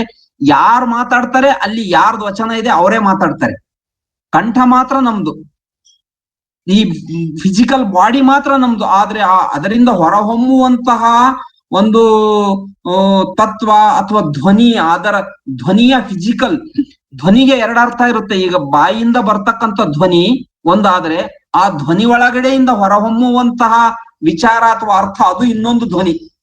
ಆ ಧ್ವನಿಯೊಳಗೆ ಧ್ವನಿಯಾಗಿ ನುಡಿಯುವಂತಹವರು ನಮ್ಮ ವಚನಕಾರರು, ಗುರು ಬಸವಾದಿ ಶರಣರು ಅಂತಕ್ಕಂಥದ್ದನ್ನು ನೋಡ್ತಾ, ಎಲ್ಲಿ ಹೇಗೆ ಲೀಚಿಗಳಿಗೆ ಮಳೆಗಾಲ ನೀರು ಒಂದ್ ಸ್ವಲ್ಪ ಸಿಕ್ಬಿಟ್ರೆ ಮತ್ತೆ ಅವು ಚೈತನ್ಯ ತುಂಬ್ಕೊಳ್ತಾವೋ, ಅದೇ ರೀತಿ ವಚನಗಳಿಗೆ ಈ ಧ್ವನಿ ಒಂದು ಕಂಠ ಅಂತ ಸಿಕ್ಬಿಟ್ರೆ ಅವು ಉಲಿಕ್ ಶುರು ಆಗ್ತವೆ. ಅಲ್ಲಿ ಉಲಿಯುವಂತ ಧ್ವನಿಯೊಳಗಿನ ಧ್ವನಿ ಯಾರ್ದು ಅಂತಂದ್ರೆ ಅದು ನಮ್ಮ ಗುರು ಬಸವಣ್ಣನವರದು. ಅದಕ್ಕಾಗಿ ಆ ವಚನಗಳು ಅಂಥ ಒಂದು ನಾವು ಓದ್ಬೇಕು ಅವುಗಳನ್ನ. ಈ ಶ್ರಾವಣ ಮಾಸದಲ್ಲಿ ನಿರಂತರವಾಗಿ ಅಂತ ವಚನಗಳನ್ನು ಓದಿ ನಾವು ಆ ಗುರು ಬಸವಣ್ಣನವರ ಒಂದು ಚೈತನ್ಯವನ್ನ ಅವತೀರ್ಣ ಮಾಡ್ಕೊಳ್ಳಿಕ್ಕೆ ಇಂಥ ಒಂದು ಅಪೂರ್ವವಾಗಿರ್ತಕ್ಕಂಥ ಅವಕಾಶ ನಮಗೆ. ಈ ವೈದಿಕರು ಏನಂತಂದ್ರು, ಎಲ್ಲ ವೈದಿಕ ಧರ್ಮ ಆಗಿರ್ಬೋದು, ಅವರೆಲ್ಲ ಈ ದೇಹವನ್ನ ಅವರು ವೈದಿಕರು ನಶ್ವರ ಅಂತ ಕರೆದ್ರು, ದೇಹವನ್ನ ಮಾಯೆ ಅಂತ ಕರೆದ್ರು. ಅದಕ್ಕಾಗಿ ಆದರೆ ಗುರು ಬಸವಣ್ಣನವರು ಅದೇ ದೇಹದಲ್ಲಿ ಇಷ್ಟಲಿಂಗವನ್ನ ಪ್ರತಿಷ್ಠಾಪನೆ ಮಾಡುವುದರ ಮೂಲಕವಾಗಿ ದೇಹವನ್ನ ದೇವಾಲಯವನ್ನಾಗಿ ಮಾಡಿದ್ರು. ವೈದಿಕರು ದೇಹ ನಶ್ವರ, ದೇಹ ಮಾಯೆ ಅಂತ ಕರೆದು ಬೇರೆ ದೇವಸ್ಥಾನಗಳನ್ನು ಕಟ್ಟಿ ಪೂಜೆ ಮಾಡ್ಲಿಕ್ಕೆ ಶುರು ಮಾಡಿದ್ರೆ, ಗುರು ಬಸವಣ್ಣನವರು ಇಂತಹ ದೇಹದಲ್ಲಿಯೇ ಇಷ್ಟಲಿಂಗವನ್ನ ಪ್ರತಿಷ್ಠಾಪನೆ ಮಾಡಿ ಈ ದೇಹವನ್ನೇ ದೇವಾಲಯವನ್ನಾಗಿ ಮಾಡಿದ್ರು. ಇಂದಿಗೂ ಕೂಡ ಈ ಭಕ್ತಿಯನ್ನ ಒಂದು ಸ್ವಾತಂತ್ರ್ಯಗೊಳಿಸ್ಲಿಕ್ಕಾಗಿಲ್ಲ, ಭಕ್ತಿ ಸ್ವಾತಂತ್ರ್ಯಗೊಳಿಸ್ಲಿಕ್ಕಾಗಿಲ್ಲ. ಇವತ್ತಿನ ಸಮಾಜದಲ್ಲೂ ಕೂಡ ಅನೇಕ ನಾವು ನೋಡ್ತಾ ಇದ್ದೇವೆ, ಸಮಾಜದಲ್ಲಿ ಭಕ್ತಿ ಸ್ವಾತಂತ್ರ್ಯಗೊಳಿಸ್ಲಿಕ್ಕಾಗಿಲ್ಲ. ಎಲ್ಲಿ ಪೂಜಾರಿ ಮಾಡಿದಷ್ಟೇ ಪೂಜೆ ಮಾಡ್ಬೇಕು, ಕತ್ತಿಡ್ದ ಎಲ್ಲಾ ದೇವಸ್ಥಾನಗಳಲ್ಲಿ ನೀವು ನೋಡ್ಬೇಕು, ಎಷ್ಟು ನೂಕು ನುಗ್ಗಲು ಅಥವಾ ಹೋದಾಗ ಎಷ್ಟು ಜನರ ಸಾವು ನೋವುಗಳು. ಆದ್ರೆ ಅಲ್ಲಿ ಪೂಜಾರಿ ಅವಕಾಶ ಕೊಟ್ಟಷ್ಟು ಕಾಲ ಮಾತ್ರ ಕೂತ್ಕೋಬೇಕು, ಅವನು ನೋಡಂದಷ್ಟು ಕಾಲ ಮಾತ್ರ ಮೂರ್ತಿಗಳು ನೋಡ್ಬೇಕು. ಎಷ್ಟೋ ವಾರಗಟ್ಲೆ ಕಾಯ್ದು ಸೆಕೆಂಡ್ಗಳಿಗೆ ಮಾತ್ರ ದರ್ಶನ ಮಾಡ್ಕೊಂಡು ಬರೋದಿರೋ ದೇವಸ್ಥಾನಗಳಿದಾವೆ ನಮ್ಮ ದೇಶದಲ್ಲಿ. ಆದ್ರೆ ಅದಕ್ಕಾಗಿ ಗುರು ಬಸವಣ್ಣವರು ಇದರಿಂದ ಭಕ್ತನ ಆತ್ಮದ ಹಸಿವು ಹಿಂಗಲಾರದು. ಅದಕ್ಕಾಗಿ ಗುರು ಬಸವಣ್ಣವರು ಭಕ್ತಿಯನ್ನು ಖಾಸಗಿತನದಿಂದ ಮುಕ್ತಗೊಳಿಸಿ ಪೂಜಾರಿಯ ಮಧ್ಯಸ್ಥಿಕೆಯನ್ನು ತಪ್ಪಿಸಿದರು. ಪೂಜಾರಿಯನ್ನು ದೇವಸ್ಥಾನದಿಂದ ತೆಗೆದು ಹಾಕುವುದರ ಮುಖಾಂತರವಲ್ಲ, ಎಲ್ಲರನ್ನು ಇಷ್ಟಲಿಂಗವನ್ನು ಪೂಜಿಸುವ ಪೂಜಾರಿಗಳನ್ನಾಗಿ ಮಾಡುವುದರ ಮೂಲಕ. ಇದು ಬಹಳ ಮಹತ್ವಪೂರ್ಣ. ಗುರು ಬಸವಣ್ಣನವರು ಈ ಭಕ್ತಿಯ ಖಾಸಗಿತನ ಹೆಂಗೆ ತಪ್ಪಿಸಿದ್ರು ಅಂತಂದ್ರೆ, ಪೂಜಾರಿಯನ್ನ ತೆಗೆದುಹಾಕೋದ್ರ ಮೂಲಕ ಅಲ್ಲ, ಎಲ್ಲರನ್ನು ಇಷ್ಟಲಿಂಗ ಪೂಜೆಯನ್ನ ಮಾಡ್ತಕ್ಕಂಥ ಪೂಜಾರಿಯನ್ನಾಗಿ ಮಾಡಿ ಅಂಥ ಒಂದು ನಮ್ಮನ್ನೆಲ್ಲರಿಗೂ ಪೂಜೆ ಮಾಡ್ಲಿಕ್ಕೆ, ಭಕ್ತಿ ಮಾಡ್ಲಿಕ್ಕೆ ಅವಕಾಶವನ್ನ ಮಾಡಿಕೊಟ್ರು.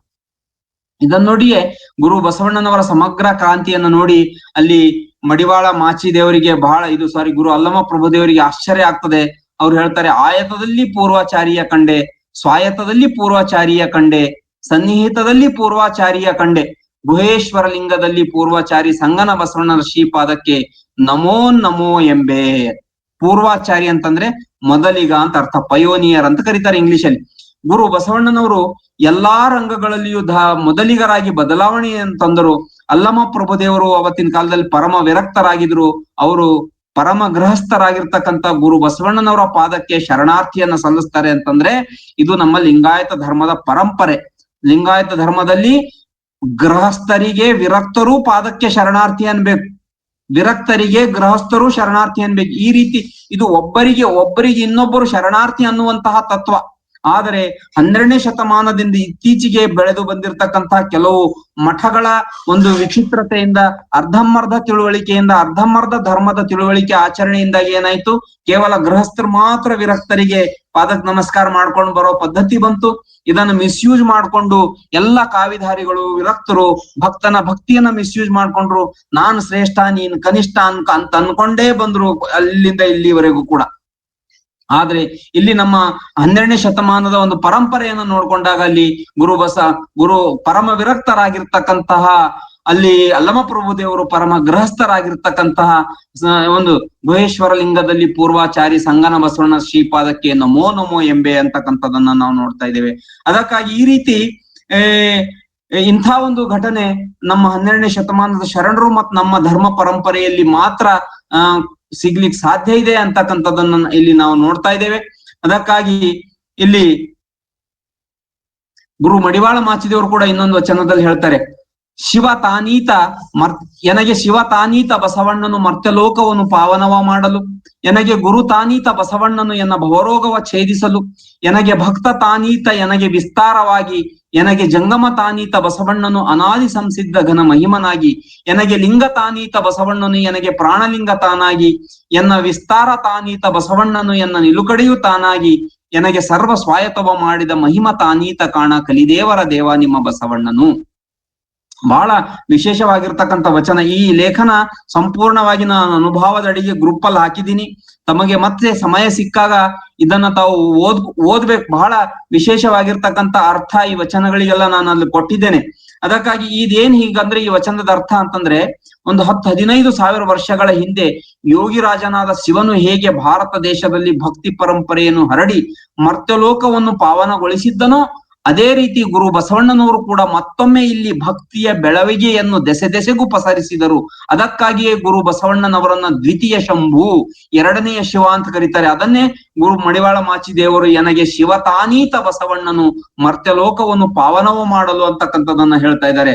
ಅದಕ್ಕಾಗಿ ಈ ಇತಿಹಾಸದ ಪ್ರಕ್ರಿಯೆಯಲ್ಲಿ ಯೋಗಿಯಾದ ಶಿವನನ್ನೇ ದೇವನೆಂದು ಬಿಂಬಿಸುತ್ತಾ ಬಂದಿರುವುದರಿಂದ ಶಿವನ ಆತ್ಮಕ್ಕೆ ತೃಪ್ತಿ ದೊರೆಯದೆ, ಶಾಂತಿ ದೊರೆಯದೆ, ಶಿವನು ಗುರು ಬಸವಣ್ಣನರಾಗಿ ಅವತರಿಸಿ ನಿಜವಾದ ದೇವರು ಲಿಂಗದೇವರು ಎಂದು ಮನದೊಟ್ಟು ಮಾಡಿಕೊಟ್ಟರು ಅಂತಕ್ಕಂಥದ್ದನ್ನು ಕೂಡ ಇಲ್ಲಿ ಮಡಿವಾಳ ಮಾಚಿದೇವರ ವಚನದಲ್ಲಿ ಬರ್ತದೆ. ಗುರುವು ಪರಮಾತ್ಮನ ಪ್ರತಿನಿಧಿಯಾಗಿ ಬರ್ತಾರೆ. ಹೀಗೆ ಬಂದ ಗುರು ಬಸವಣ್ಣನವರು ಭಕ್ತನ ಕಷ್ಟ ಸುಖಗಳನ್ನು ವಿಚಾರಿಸಿ ಅವನ ಕರ್ಮವನ್ನು ಬಿಡಿಸಿ ಭವರೋಗವನ್ನು ಛೇದಿಸಿದರು. ಅದಕ್ಕಾಗಿ ಭಕ್ತ ತಾನೀತ ಎನಗೆ ವಿಸ್ತಾರವಾಗಿ ಎಂದರೆ ಗುರು ಬಸವಣ್ಣವರು ಪರಮಾತ್ಮನಿಗೆ ಪರಮ ಭಕ್ತರಾಗಿ ಉಳಿದ ಭಕ್ತರಿಗೆ ಮಾದರಿ ಆದರು. ಜಂಗಮ ಲಿಂಗದ ಸ್ವರೂಪವೇ ಗುರು ಬಸವಣ್ಣನವರಾದರು. ಎನ್ನ ವಿಸ್ತಾರ ತಾನೀತ ಎನ್ನ ನಿಲುಕಡೆಯ ತಾನಾಗಿ, ಎಂದರೆ ಗುರು ಬಸವಣ್ಣನವರ ಸಾನ್ನಿಧ್ಯ ಸಿಗುವುದಕ್ಕಿಂತ ಮುಂಚೆ ನಾನು ತುಂಬಾ ಅರಸುತ್ತಿದ್ದೆ, ಹುಡುಕಾಟ ನಿಂತಿರ್ಲಿಲ್ಲ. ಗುರು ಬಸವಣ್ಣನವರು ಬಂದು ವಿಸ್ತಾರವಾದ ಪರಮಾತ್ಮನ ನೆಲೆಯನ್ನು ತಿಳಿಸುವುದರಿಂದ ನನ್ನ ಅರಸುವಿಕೆಗೆ ನಿಲುಕಡೆಯಾದರು. Full stop. ನಿಲುಕಡೆ ಅಂದ್ರೆ ಫುಲ್ ಸ್ಟಾಪ್. ನನ್ನ ಹುಡುಕಾಟಕ್ಕೆ ಫುಲ್ ಸ್ಟಾಪ್ ಆದರು ಗುರು ಬಸವಣ್ಣನವರು ಅಂತ ಮಡಿವಾಳ ಮಾಚಿದೇವರು ಇಲ್ಲಿ ತಮ್ಮ ವಚನದಲ್ಲಿ ಹೇಳಿರ್ತಕ್ಕಂಥದ್ದನ್ನ ನಾವು ನೋಡ್ತಾ ಇದ್ದೇವೆ. ಅದಕ್ಕಾಗಿ ಇಲ್ಲಿ ಮಡಿವಾಳ ಅಲ್ಲಿ ಜನಪದ ಕವಿಗಳು ಕೂಡ ಗುರು ಬಸವಣ್ಣನವರ ಈ ದಿವ್ಯ ವ್ಯಕ್ತಿತ್ವವನ್ನು ಎಷ್ಟು ಕೊಂಡಾಡ್ತಾರೆ. ಕಂತುಹರ ಬಸವಣ್ಣ, ಚಿಂತಾಯಕ ಬಸವಣ್ಣ, ಮಂತ್ರಸಿದ್ಧನು ಬಸವಣ್ಣನ ಪಾದಕ್ಕೆ ಶರಣೆನ್ನಿರಲ್ಲ ಸರ್ವಜ್ಞ ಅಂತ ಸರ್ವಜ್ಞ ಕವಿ ಕೂಡ ಒಂದ್ ಕಡೆ ಹೇಳ್ತಾ ಇದ್ದಾರೆ. ಬಸವ ಎಂದೊಮ್ಮೆ ಮನವಸದು ನೆನದಡೆ, ಬಸವ ಹಸುವಿಂಗೆ ಹಸುವಾಗಿ ತೋರ್ಪನೈಸೆ, ಬಸವ ನಾಮವ ಬಿಡದೆ ರಸನೆಯೊಳ ಆವಾಗ ಬಸವ ಬಸವಾ ಎಂಬೆ ಯೋಗಿನಾಥ. ಬಸವಣ್ಣ ಅಂತ ಒಂದ್ಸಲ ನಾವು ಮನವಸದು ಮನಸ್ಸಿನಿಂದ ಮನ ತುಂಬಿ ನುಡಿದ್ರೆ ಗುರು ಬಸವಣ್ಣವ್ರು ನಮ್ಮ ಹಸುವಿಗೆ ಹಸುವಾಗಿ, ಪ್ರಾಣಕ್ಕೆ ಪ್ರಾಣವಾಗಿ ಅವರು ನಮಗೆ ಇಲ್ಲಿ ತೋರ್ತಾರೆ ಅಂತಕ್ಕಂಥ ವಿಚಾರವನ್ನ ಅಲ್ಲಿ ನಮಗೆ ಹೇಳ್ತಾ ಇದ್ದಾರೆ. ಶರಣರು ಕೂಡ ನಮ್ಮ ಗುರು ಸಿದ್ದರಾಮೇಶ್ವರ ಅದನ್ನ ನೋಡಿ ಹೇಳ್ತಾ ಇದ್ದಾರೆ. ಅದಕ್ಕಾಗಿ ಅಂತ ಗುರು ಬಸವಣ್ಣವ್ರ ದಿವ್ಯ ವ್ಯಕ್ತಿತ್ವವನ್ನು ನಾವು ಶರಣರ ವಚನಗಳಲ್ಲಿ ನೋಡ್ಬೇಕು, ಗುರು ಬಸವಣ್ಣರ ವಚನಗಳಲ್ಲಿ ನೋಡ್ಬೇಕು. ಈಗ ವಚನದ ಮೊದಲು ಹೇಳಿರ್ತಕ್ಕಂಥ ವಚನದ ಅರ್ಥಕ್ಕೆ ನಾವು ಬರುವುದಾದರೆ, ಅಲ್ಲಿ ಉಟ್ಟ ಸೀರೆಯ ಹರಿದು ಹೋದಾತ ನೀನಲ್ಲ ಬಸವಣ್ಣ. ಈ ರೀತಿ ಒಂದು ಮಹಾಜ್ಞಾನವನ್ನ ಇಲ್ಲಿ ಪಸರಿಸಿರ್ತಕ್ಕಂಥ ಗುರು ಬಸವಣ್ಣವರು ಹೇಗೆ ಹೋದ್ರು ಅಂದ್ರೆ, ಆತ್ಮಕ್ಕೆ ಹೊದ್ದಿದ್ದ ದೇಹವೆಂಬ ಸೀರೆಯನ್ನ ಬಿಟ್ಟು ಹೋಗಿದ್ದಾರೆ. ದೇಹವೆಂಬ ಸೀರೆಯನ್ನ ಬಿಟ್ಟು ಆತ್ಮಕ್ಕೆ ಹೊದ್ದಿರ್ತಕ್ಕಂಥ ದೇಹವೆಂಬ ಸೀರೆಯನ್ನ ಇಲ್ಲಿ ಬಿಟ್ಟು ನೀನು ಹೋದೆ ಅಲ್ಲ ಬಸವಣ್ಣ ಅಂತ ಹೇಳ್ತಾರೆ. ಕಟ್ಟಿದ ಮುಡಿಯ ಬಿಟ್ಟು ಹೋದಾತ ನೀನಲ್ಲ ಬಸವಣ್ಣ ಅಂತಂದ್ರೆ, ತಮ್ಮ ಮಸ್ತಕದ ಮಹಾಜ್ಞಾನವೆಂಬ ಮುಡಿಯನ್ನು ವಚನಗಳ ರೂಪದಲ್ಲಿ ಇಲ್ಲಿ ಬಿಟ್ಟು ನೀವು ಹೋದಿರಲ್ಲ ಬಸವಣ್ಣ ಅಂತಕ್ಕಂಥದ್ದನ್ನ ಅಲ್ಲಿ ಹೇಳ್ತಾ ಇದ್ದಾರೆ. ಈ ವಚನ ಮಡಿವಾಳ ಮಾಚಿದೇವರು ಗುರು ಬಸವಣ್ಣವರ ಲಿಂಗೈಕ್ಯರಾದ ಮೇಲೆ ಬರೆದಿರ್ತಕ್ಕಂಥ ವಚನ. ಇಲ್ಲಿ ಬೆಳಗನುಟ್ಟು ಬಯಲಾಗಿ ಹೋದೆಯಲ್ಲ ಬಸವಣ್ಣ, ಗುರು ಬಸವಣ್ಣನವರ ಆತ್ಮ ಜ್ಯೋತಿಯ ಬೆಳಗು ಪರಮಾತ್ಮ ಜ್ಯೋತಿಯ ಮಹಾ ಬೆಳಗಿನಲ್ಲಿ ಸಮರಸಗೊಳ್ಳುವ ಆ ಕ್ಷಣಗಳನ್ನ ಮಡಿವಾಳ ಮಾಚಿದೇವರು ನೋಡಿದ್ದಾರೆ ಅಂತ ಈ ವಚನದಿಂದ ನಮಗನಿಸ್ತದೆ.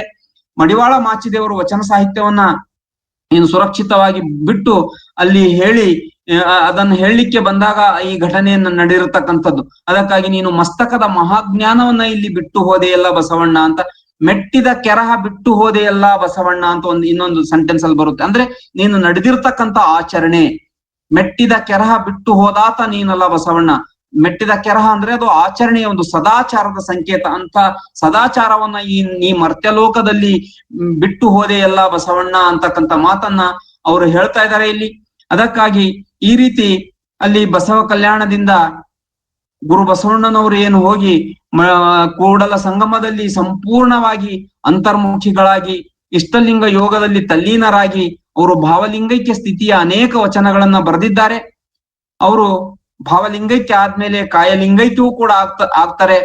ಅವರ ಒಂದು ಆ ಕೊನೆಯ ವಚನ ಇಲ್ಲಿ ತಮಗೆಲ್ಲರಿಗೂ ಗೊತ್ತಿರ್ತಕ್ಕಂಥದ್ದು ವಚನ. ಭಕ್ತಿ ಎಂಬ ಪೃಥ್ವಿಯ ಮೇಲೆ ಗುರುವೆಂಬ ಬೀಜವಂಕುರಿಸಿ ಲಿಂಗವೆಂಬ ಎಲೆಯಾಯಿತು, ಲಿಂಗವೆಂಬ ಎಲೆಯ ಮೇಲೆ ವಿಚಾರವೆಂಬ ಹೂವಾಯಿತು, ಆಚಾರವೆಂಬ ಕಾಯಾಯಿತ್ತು, ನಿಷ್ಪತ್ತಿ ಎಂಬ ಹಣ್ಣಾಯಿತ್ತು, ನಿಷ್ಪತ್ತಿ ಎಂಬ ಹಣ್ಣು ತೊಟ್ಟು ಕಳಚಿ ಬೀಳುವಲ್ಲಿ ಲಿಂಗದೇವ ತನಗೆ ಬೇಕೆಂದು ಎತ್ತಿಕೊಂಡ. ಪರಮಾತ್ಮ ಲಿಂಗದೇವನ ಭಕ್ತಿ ಮಾಡುತ್ತಲೇ ಇರುವಾಗ ಗುರು ಬಸವಣ್ಣನವರಿಗೆ ಪರಮಾತ್ಮನ ಅನುಗ್ರಹವಾಗಿ ಅವರು ಪರಮಾತ್ಮನ ಪ್ರತಿನಿಧಿಯಾಗಿ ಮರ್ತ್ಯಲೋಕದ ಉದ್ಧಾರಗೊಯ್ಯಲು ಅವರು ಗುರುವಾದರು. ಅಂದ್ರೆ ಇದು ಭಕ್ತಿ ಎಂಬ ಪೃಥ್ವಿಯ ಮೇಲೆ ಗುರುವೆಂಬ ಬೀಜವಂಕುರಿಸಿ ಅನ್ನುವ ಒಂದು ಲೈನ್ಗಳಿಗೆ ಇದು ಅರ್ಥ. ಪರಮಾತ್ಮ ಲಿಂಗದೇವನ ಭಕ್ತಿ ಮಾಡುತ್ತಲೇ ಇರುವಾಗ ಗುರು ಬಸವಣ್ಣನವರಿಗೆ ಪರಮಾತ್ಮನ ಅನುಗ್ರಹವಾಗಿ ಅವರು ಅವನ ಪ್ರತಿನಿಧಿಯಾಗಿ ಮರ್ತ್ಯಲೋಕದ ಉದ್ಧಾರಗೊಯ್ಯಲು ಗುರುವಾದರು. ಇದು ಭಕ್ತಿ ಎಂಬ ಪೃಥ್ವಿಯ ಮೇಲೆ ಗುರುವೆಂಬ ಬೀಜವಂಕುರಿಸಿ ಅಂತ. ಅವರಲ್ಲಿ ಲಿಂಗವೆಂಬ ಎಲೆ ಚಿಗುರಿತು, ವಿಚಾರ ವಚನ ಸಾಹಿತ್ಯವೆಂಬ ಹೂವಾಗಿ ಅದು ಸುತ್ತಲೂ ತನ್ನ ಪರಿಮಳವನ್ನು ನೀಡಿತು. ನಂತರ ಎಲ್ಲಾ ವಿಚಾರಗಳಲ್ಲಿ ಆಚರಣೆಗೆ ಬಂದವು, ಕಾಯಿಯಾದವು. ಇದು ಬಹಳ ಮುಖ್ಯ. ಈ ವಚನದಲ್ಲಿ ಈ ಸಾಲೇನಿದೆ ಅಲ್ಲ, ವಿಚಾರವೆಂಬ ಹೂವಾಯಿತ್ತು, ಆಚಾರವೆಂಬ ಕಾಯಾಯಿತ್ತು. ನಮ್ಮ ಈ ಇತಿಹಾಸದ ಪರಂಪರೆಯಲ್ಲಿ, ಪ್ರಪಂಚದ ಇತಿಹಾಸದ, ಮನುಕುಲದ ಇತಿಹಾಸದ ಪರಂಪರೆ, ಅನೇಕ ತತ್ವಗಳು, ಅನೇಕ ವಿಚಾರಗಳು, ಅನೇಕ ಧರ್ಮಗಳು ಇಲ್ಲಿ ಹುಟ್ಕೊಂಡಿವೆ. ನಾವಿವತ್ತಿನ ಜಗತ್ತಿನಲ್ಲಿ ಕೇವಲ 5-6 ಧರ್ಮಗಳು ನೋಡ್ತೀವಲ್ಲ, ಇಷ್ಟೇ ಅಲ್ಲ, ಇಲ್ಲಿ ಸಾವಿರಾರು ಧರ್ಮಗಳು, ಸಾವಿರಾರು ವಿಚಾರಗಳು, ಸಾವಿರಾರು ಪಂಥಗಳು ಈ ಜಗತ್ತಿನಲ್ಲಿ ಹುಟ್ಕೊಂಡಿವೆ. ಆದ್ರೆ ಅಲ್ಲಿ ಏನಾಯ್ತಂದ್ರೆ ಅವು ವಿಚಾರವೆಂಬ ಹೂವಾದವು ಅಷ್ಟೇ. ಆದ್ರೆ ಅಲ್ಲಿ ಆಚಾರವೆಂಬ ಕಾಯಿ ಅವು ಆಗ್ಲಿಲ್ಲ. ಆಚಾರವೆಂಬ ಕಾಯಿ ಆಗ್ಲೇ ಇಲ್ಲ ಅಂದಾಗ ಮತ್ ಮುಂದೆ ಆ ಕಾಯಿ ಹಣ್ಣಾಗಿ, ಹಣ್ಣು ಮತ್ತೆ ಬೀಜವಾಗಿ, ಮತ್ತೆ ಬೀಜ ಮರವಾಗಿ, ಮತ್ತೆ ಬೀಜ ಹಣ್ಣಾಗಿ ಈ ಪರಂಪರೆ ಮುಂದುವರಿಬೇಕಲ್ಲ, ಅದು ಮುಂದುವರಿಲೇ ಇಲ್ಲ. ಇಲ್ಲಿ ಗುರು ಬಸವಣ್ಣನವರಲ್ಲಿ ವಿಚಾರವೆಂಬ ಹೂವುಗಳು ಆಚಾರವೆಂಬ ಕಾಯಿ ಆದವು, ಆಚಾರವೆಂಬ ಕಾಯಿ ನಿಷ್ಪತ್ತಿ ಎಂಬ ಹಣ್ಣಾದವು. ನಿಷ್ಪತ್ತಿ ಎಂಬ ಹಣ್ಣಾಗಿರೋದಕ್ಕೆ ಆ ಒಂದು ಪರಂಪರೆ ಮತ್ತೆ ಹಣ್ಣಿನಿಂದ ಬೀಜ, ಬೀಜದಿಂದ ಹಣ್ಣು, ಹಣ್ಣುದಿಂದ ಬೀಜ, ಬೀಜದಿಂದ ಹಣ್ಣು ಅಂತಕ್ಕಂಥ ಪರಂಪರೆ ಬೆಳೆದು ಇಲ್ಲಿವರೆಗೂ ಲಿಂಗಾಯತ ಧರ್ಮವನ್ನ ಬೆಳೆದಿರ್ತಕ್ಕಂಥದ್ದು ನೋಡ್ತಾ ಇದ್ದೇವೆ. ಗುರು ಬಸವಣ್ಣನವರ ಆತ್ಮ ಚೈತನ್ಯದ ನಿಷ್ಪತ್ತಿ ಎಂಬ ಹಣ್ಣು ಆ ಪರಮಾತ್ಮ ಪರಮ ಚೈತನ್ಯದಲ್ಲಿ ಒಂದಾದ್ರೂ ಕೂಡ ಅವರು ಬಿತ್ತಿರ್ತಕ್ಕಂಥ ಬೀಜ, ಆ ತತ್ವದ ಬೀಜಗಳು ಆಚರಣೆಗೆ ಬಂದಿರೋದ್ರಿಂದ ಮತ್ತೆ ಮತ್ತೆ ಹಣ್ಣಾಗಿ, ಅವು ಕಾಯಿಯಾಗಿ, ಹಣ್ಣಾಗಿ, ಕಾಯಿಯಾಗಿ ಇಲ್ಲಿ ಆ ಭಕ್ತಿಯ ಪರಂಪರೆ ಇಲ್ಲಿ ಬೆಳ್ಕೊಂಡು ಬಂದಿರ್ತಕ್ಕಂಥದ್ದನ್ನು ನಾವು ನೋಡ್ತಾ ಇದ್ದೇವೆ. ಅದಕ್ಕಾಗಿ ಈ ನಿಷ್ಪತ್ತಿಯ ಹಣ್ಣು ಮರ್ತ್ಯಲೋಕದೊಂದಿಗೆ ಸಂಬಂಧ ಕಳಚಿಕೊಳ್ಳಬೇಕಂತ ಗುರು ಬಸವಣ್ಣವರಿಗೆ ಅನಿಸಿ ದೇಹದಿಂದ ಆತ್ಮವನ್ನ ಬೇರ್ಪಡಿಸುತ್ತಿರುವಾಗಲೇ ಪರಮಾತ್ಮ ಚೈತನ್ಯ ಬಂದು ಗುರು ಬಸವಣ್ಣನವರ ಆತ್ಮ ಚೈತನ್ಯನ ಅಪ್ಪಿಕೊಂಡಿರ್ತಕ್ಕಂಥದ್ದನ್ನ ಈ ವಚನದಿಂದ ನಮಗ್ ಗೊತ್ತಾಗ್ತದೆ. ಈ ರೀತಿ ಶಾರೀರಿಕವಾಗಿ ಗುರು ಬಸವಣ್ಣನವರು ಅಗಲಿದ್ದರೂ ಕೂಡ ವಚನಗಳ ರೂಪದಲ್ಲಿ ಎಂದೆಂದಿಗೂ ನಮ್ಮ ಜೊತೆಯಲ್ಲೇ ಇದ್ದಾರೆ. ಅದನ್ನ ನಾವು ಅನುಭವಿಸ್ಬೇಕಷ್ಟೇ, ಅದನ್ನ ನಾವು ಭಾವಿಸ್ಬೇಕು. ಭಾವವನೇ ಕೂಡಲು ಅನುಭವ ಏಕಾರ್ಥವೆಂದರಿದ ಗುರುವೇ ಅಂತ ಏನ್ ಗುರು ಚನ್ನಬಸವಣ್ಣವ್ರು ಹೇಳ್ತಾರಲ್ಲ, ಆ ರೀತಿ ಅದನ್ನು ಭಾವಿಸ್ಬೇಕು. ವಚನಗಳು ಗುರು ಬಸವಣ್ಣನವರ ಅಶರೀರ ವಾಣಿಗಳು.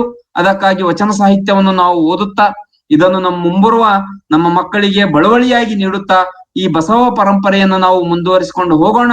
ಗುರು ಬಸವಣ್ಣನವರ ಲಿಂಗೈಕ್ಯವಾದ ಈ ಶುಭ ದಿನದಂದು ಗುರು ಬಸವಣ್ಣನವರಿಗೆ ಅನಂತ ಶರಣಾರ್ಥಿಗಳನ್ನು ಸಲ್ಲಿಸುತ್ತಾ ಗುರು ಬಸವಣ್ಣನವರ ಕಾರುಣ್ಯ ತಮ್ಮೆಲ್ಲರ ಮೇಲಿ ನಿರಂತರವಾಗಿರ್ಲಿ, ಅವರ ಶ್ರೀರಕ್ಷೆಯಲ್ಲಿ ಎಲ್ಲಾ ಶರಣ ಬಂಧುಗಳನ್ನ ಕಾಪಾಡ್ಲಿ ಅಂತ ಹೇಳ್ಬಿಟ್ಟು ನಾನು ಆರ್ದ್ರತೆಯಿಂದ ಪ್ರಾರ್ಥಿಸುತ್ತಾ ನನ್ನ ಮಾತುಗಳನ್ನು ಮುಗಿಸ್ತಾ ಇದ್ದೇನೆ. ಸರ್ವರಿಗೂ ಶರಣಾರ್ಥಿಗಳು.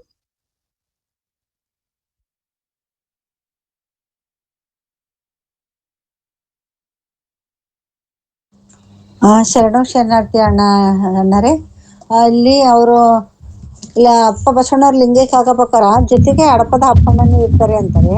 ಅವರಿಗೆ ಗೊತ್ತಾಗತ್ತೆ ಇನ್ನ ಕ್ರಾಂತಿ ಆಗುತ್ತೆ, ನಾನು ಇನ್ನ ಬಂದ ಕೆಲಸ ಮುಗೀತು ಅಂತ ಪರಮಾತ್ಮನ ಆದೇಶ ಆಗುತ್ತೆ ಅಂತೇಳಿ ಅವರು ತ್ರಾಟಕ ಯೋಗ ನಿರೀಕ್ಷಣೆಯಲ್ಲಿ ಕುತ್ಕೊಂತಾರಲ್ಲಣ್ಣ, ಅವಾಗ ಕುಂದ್ರಕಂತ ಮೊದ್ಲು ನೀಲಮ್ಮ ತಾಯಿ ಕರ್ಕೊಂಬರಕಂತ ಕಳ್ಸಿರ್ತಾರೆ. ಅವಾಗ ಅವರು ಇರ್ತಾರಲ್ಲಣ್ಣ, ಮಡಿವಾಳ ಮಾಚಿ ತಂದೆ ಅಂದ್ರೆ ಇವರು 3 ಲಿಂಗೈಕ್ಯ ಆದ್ಮೇಲೆ ಅವ್ರ ದರ್ಶನಕ್ಕೆ ಬಂದಿರ್ತಾರಣ್ಣ. ಆಮೇಲೆ ಅವ್ರ ಆ ಬೆಳಕಿನ ಸ್ವರೂಪದಲ್ಲಿ ಕಾಣಿಸ್ಕೊಂತಾರ ಅಂತನಣ್ಣ. ಯಾಕಂದ್ರೆ ಹಡಪದ ಅಪ್ಪಣ್ಣ ಜೊತೆಗೆ ಇರ್ತಾರಂತ ಹೇಳ್ತಾರಲ್ಲ ಅಣ್ಣ, ಆ ನೀಲಮ್ಮ ತಾಯಿ ಕರ್ಕೊಂಬರಕ್ ಹೋದಾಗ ಅವ್ರದ್ದೇನು ಬರ್ಲಿಲ್ಲಲ್ಲ ಮಧ್ಯೆ, ಅದಕ್ಕೆ ಅನ್ಕೊಂಡಣ್ಣ.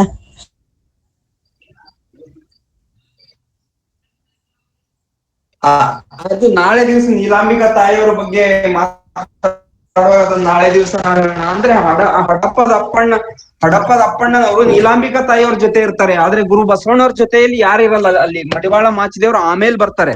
ಮಡಿವಾಳ ಮಾಚಿದೇವ್ರು ಆಮೇಲೆ ಬಂದು ಅವರನ್ನ ಲಿಂಗೈಕ್ಯ ಆಗ್ತಕ್ಕಂಥ ಸಂದರ್ಭದಲ್ಲಿ ನೋಡ್ತಾರೆ. ಹಡಪದ ಅಪ್ಪಣ್ಣನವರು ನೀಲಾಂಬಿಕಾ ತಾಯಿಯವ್ರ ಜೊತೆ ಅಲ್ಲಿರ್ತಾರ, ಅವರು ಕೂಡ ತಂಗಡಿಗೆ ಹತ್ರ ಇರ್ತಾರ ಅವರೇ.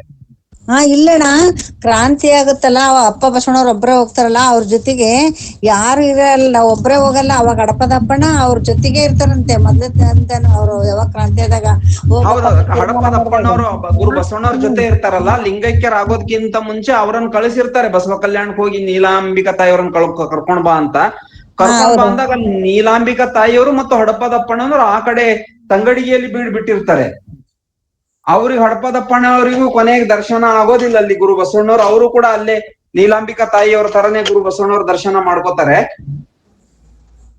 ಹಾ ನಾಳೆ ಹೌದ. ದಿವಸ ಅವ್ರ ಬಗ್ಗೆ ಈ ಹೆಚ್ಚಿನ ವಿಚಾರ ನೀಲಾಂಬಿಕಾ ತಾಯಿಯವ್ರ ಬಗ್ಗೆ ಮತ್ ನಾಳೆ ನಾವು ನೀಲಮ್ಮ ಷಷ್ಠಿಯ ಕಾರ್ಯಕ್ರಮನೂ ಕೂಡ ಮಾಡಿ ನೀಲಮ್ಮ ತಾಯಿಯವರ ಬಗ್ಗೆನೂ ಕೂಡ ವಿಶೇಷವಾಗಿರ್ತಕ್ಕಂಥ ಇನ್ನೂ ಅವರ ಸಮಗ್ರ ಚರಿತ್ರೆ, ಜೀವನ ಚರಿತ್ರೆಯನ್ನ ನಾವು ನಾಳೆ ಸಂಕ್ಷಿಪ್ತವಾಗಿ ನೋಡೋರಿದ್ದೀವಿ. ಮತ್ತೆ ಯಾರಾದ್ರೂ ಶರಣ ಬಂಧುಗಳು ಏನಾದ್ರು ವಿಚಾರ ಹೇಳೋದಾದ್ರೆ ಗುರು ಬಸವಣ್ಣವ್ರಿಗೆ ನುಡಿ ನಮನ ಸಲ್ಲಿಸೋದಿದ್ರೆ ಸಲ್ಲಿಸಬಹುದು.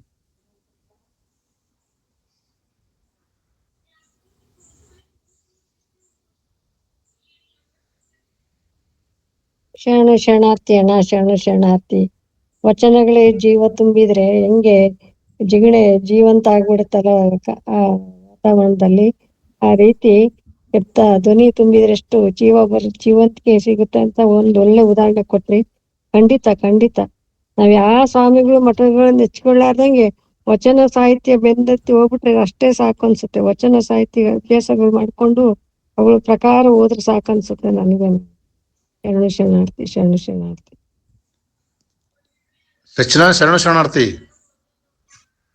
ಶರಣಾರ್ಥಿ ಸಂಶೆಟ್ಟಿ ಟೋಕ್ರೆ ಅಣ್ಣವರಿಗೆ ಮಾತಾಡ್ರಿ ಅಣ್ಣ. ವಿಶ್ವವರು ಬಸವಣ್ಣವ್ರ ಇಬ್ಬರ ಹೆಂಡ್ರಿ ಇರ್ತಂತ ತಪ್ಪ ಸರಿಯಾ? ಅದೇ ನಾಳೆ ದಿವಸ ಅದನ್ನ ಸಂಪೂರ್ಣವಾಗಿ ನೀಲಾಂಬಿಕಾ ತಾಯಿಯವ್ರ ಬಗ್ಗೆ ಮಾತಾಡ್ತೀನಿ. ಇಬ್ರು ಇರ್ಲಿಲ್ಲ, ನೀಲಮ್ಮ ಗಂಗಮ್ಮ ಅಂತ ಎರಡ್ ಹೆಸರು ಮಾಡಿದ್ದಾರೆ. ಒಬ್ಬರ ಹೆಸರೇ ನೀಲ ಗಂಗಮ್ಮ ಅಂತ. ಕೆಲವರು ನೀಲಮ್ಮ ಅಂದ್ರು, ಕೆಲವರು ಗಂಗಮ್ಮ ಅಂತ ಕರೆದ್ರು. ಹಿಂಗಾಗಿ ಅದು ಆಮೇಲೆ ಎರಡ್ ಹೆಸರಾಯ್ತು. ಅಲ್ಲಿ ಮುಗಟ್ ಖಾನ್ ಹುಬ್ಬಳ್ಳಿಯಲ್ಲಿ ಏನೋ ಹೊಳೆ ಗಂಗಮ್ಮ ಅನ್ನೋ ದೇವಸ್ಥಾನಕ್ಕೆ ಗಂಗಾಂಬಿಕೆಯ ಸಮಾಧಿ ಅಂತ ಸರ್ಕಾರನು ಮಾಡಿಟ್ಬಿಟ್ಟಿದೆ. ಈ ಬಳ್ಳಿ ಗುರುಡರು ಬೆಳ್ಳವನು ಬಿದ್ದಂತೆ ಅಂತೆಲ್ಲ ನಮ್ ಸಮಾಜದಲ್ಲಿ ಪರಿಸ್ಥಿತಿ ಆಗೋಗಿದಾವೆ. ಇಲ್ಲೆಲ್ಲ ಹೆಂಗಿದ್ದಾರೆ ಅಂದ್ರೆ ಸತ್ಯವನ್ನ ಹೇಳಿದ್ರು ಕೇಳಲ್ಲ, ತಾವು ಅಧ್ಯಯನ ಮಾಡಲ್ಲ. ಹೀಗಾಗಿ ಈ ಅನೇಕ ಜನ ಮಹಾತ್ಮರು, ಪಂಡಿತರು ಎಲ್ಲ ಸಾಹಿತ್ಯದಿಂದ ಸಂಶೋಧನೆ ಮಾಡಿ ಗುರು ಬಸವಣ್ಣರು ಒಬ್ಬರೇ ಧರ್ಮಪತ್ನಿ ಅಂತ ಕೊಟ್ಟರು ಕೂಡ ಕೆಲವರು ಸಾಹಿತಿಗಳು ಧೂರ್ತ ಬುದ್ಧಿ ಇರುತ್ತೆ, ಅವ್ರೆಲ್ಲ ಒಪ್ಕೊಂಡಿಲ್ಲ. ಹಿಂಗಾಗಿ ನಮ್ ಸಮಾಜಕ್ಕೆ ಹಿಂಗಾಗಿದೆ. ಆದ್ರೆ ಗುರು ಬಸವಣ್ಣವ್ರಿಗೆ ಇದ್ದಿದ್ದು ಒಬ್ಬರೇ ಅವ್ರ ಧರ್ಮಪತ್ನಿ ನೀಲ ಗಂಗಮ್ಮ ತಾಯಿ ಅವ್ರ ಪೂರ್ತಿ ಹೆಸರಣ್ಣವ್ರೆ. ನಾನು ಬಸವ ಕಲ್ಯಾಣದಲ್ಲಿ ಹೋಗಿನ ಅಕ್ಕಮಹಾದೇವ ಯೂನಿವರ್ಸಿಟಿ ಐತಲ್ಲ, ಪಂಚ ಕಮಿಟಿ ಆಫೀಸರ್ ಐತ್ಲ್ರಿ ಹೇಳ್ರಿ ಕೇಳಿಸುತ್ತೆ ಹೇಳ್ರಿ. ಕಲ್ಯಾಣದಲ್ಲಿ ಪಂಚ ಕಮಿಟಿ ಯಾವ್ದಾರು ಇದ್ರಲ್ಲ ಅಧಿಕಾರಿಗಳಿದ್ರು. ಅಲ್ಲಿ ಏನಿತ್ತು, ನಾ ಅಲ್ಲಿ ಕಚೇರಿನಲ್ಲಿ ಹೋಗಿನಿ. ಒಂದ್ ಕಡೆ ನೀಲಾಂಬಿಕೆ, ಒಂದು ಗಂಗಾಂಬಿಕೆ ಭಾವಚಿತ್ರ, ಸೆಂಟರ್ದಾಗ ಬಸವಣ್ಣ ಭಾವಚಿತ್ರ ಇತ್ತು. ಇದಕ್ಕೆ ಸತ್ಯದ? ಅದು ಅಣ್ಣ ಎಲ್ಲಾರು ಹಂಗೆ ಹೇಳೋದು, ಈಗ ಹೇಳಿಲ್ಲ ಅಣ್ಣರು ಸತ್ಯ ಹೇಳಿದ್ರಪ್ಪಳ ಅಂತ. ಮಾತಾಜಿ ಅದನ್ನ ಓದಿ ಅಧ್ಯಯನ ಮಾಡಿ ಕಂಡಿಡ್ದು ಎಲ್ಲಾ ಪರಿಪೂರ್ಣವಾಗಿ ಕೊಟ್ಟಿದ್ರೆ ನಮಗೆ ಈಗ 2 ಹೆಣ್ತಿರಂತೂ ಅನ್ಸೋದಿಲ್ಲ. ಯಾಕಂದ್ರೆ ಆ ನೀಲಂಬ ನೀಲ ಗಂಗಾಂಬಿಕೆ ಅನ್ನೋದು 2 ಹೆಸರು, ತಾಯಿ ಮನೆಯಲ್ಲೊಂದು ಈ ತರ ಕರೀತಾರ ಅಂತಾರಲ್ಲ, ಹಂಗಂತ ನಮಗೆ ಅದು ಪರಿಪೂರ್ಣ ಮಂದಟ್ಟಾಗೈತಿ. ಕೆಲವರು ಮಂದಟ್ಟ ಆಗದ್ರೆ 2 ಹೆಂಡತಿ ಅನ್ಕೋಬಹುದು. ನಮಗಂತೂ ಒಂದೇ ಅನ್ಸ್ತು, ಅಂತ ದಾರ್ಶನಿಕರಿಗೆ 2 ಹೆಂಡತಿ ಯಾಕೆ? ಅವ್ರು ಪರಿಶುದ್ಧವಾಗಿ ಬರೀ ಕೈಲಿ ಅವ್ರ ಕಣ್ಣು ದೃಷ್ಟಿ ಬಿದ್ರೆ ಸಾಕು ಪರಿವರ್ತನೆ ಅಂತಾರೆ. 2 ಮದುವೆಗೆ ಸಾಧ್ಯ ಐತೆ ಅಂತ ನಾವು ಸ್ವಲ್ಪ ವಿಚಾರ ಮಾಡ್ಬೇಕು. ಸುಮ್ನೆ ಏನು ಎಲ್ಲದೂ ತುಂಬಿದಾರ ವಚನ ಸಾಹಿತ್ಯದಲ್ಲ. ನಾವು ಅದು ತಿಳ್ಕೋಬೇಕಲ್ಲ. ಬಸವಣ್ಣನವ್ರು ಒಂದು ಮದುವೆ ಆಗಕ್ಕೆ ಸಂಸಾರದಲ್ಲಿ ಇಳಿಯಕ್ಕೆ ಇಷ್ಟಪಟ್ಟಿರ್ಲಿಲ್ಲ. ಆದ್ರೂ ಸಹಿತ ಒಂದ್ ಮದುವೆ ಆದ್ರ ಅಂದ್ರೆ 2 ಮದುವೆ ಆಗಕ್ ಸಾಧ್ಯನೇ ಇಲ್ಲ, 2 ಹೆಂಡತಿ ಇರಕ್ ಸಾಧ್ಯನೇ ಇಲ್ಲ. ಧನ್ಯವಾದ. ನಾಳೆ ದಿವಸ ನಾನು ಇದ್ರ ಬಗ್ಗೆ ಬಹಳ ಸವಿಸ್ತಾರವಾದ ಒಂದು ಲೇಖನ ಇದೆ. ನೀಲ ಗಂಗಮ್ಮ ಸತಿಗೆ ಒಬ್ಬಳೆ ಧರ್ಮ ಪತ್ನಿ ಅಂತಕ್ಕಂಥ ಅನೇಕ ವಿಚಾರಗಳು ದೊಡ್ಡ ಅದೇ ಒಂದ್ ಸಣ್ಣ ಪುಸ್ತಕ ಆಗಷ್ಟೇ ಒಂದ್ ಲೇಖನ ಇದೆ. ಅದು ನಾಳೆ ನಾನು ಈ ಲಿಂಕ್ ಅಲ್ಲಿ ಹಾಕ್ತೀನಿ. ಓಕೆ. ತಾವು ಆ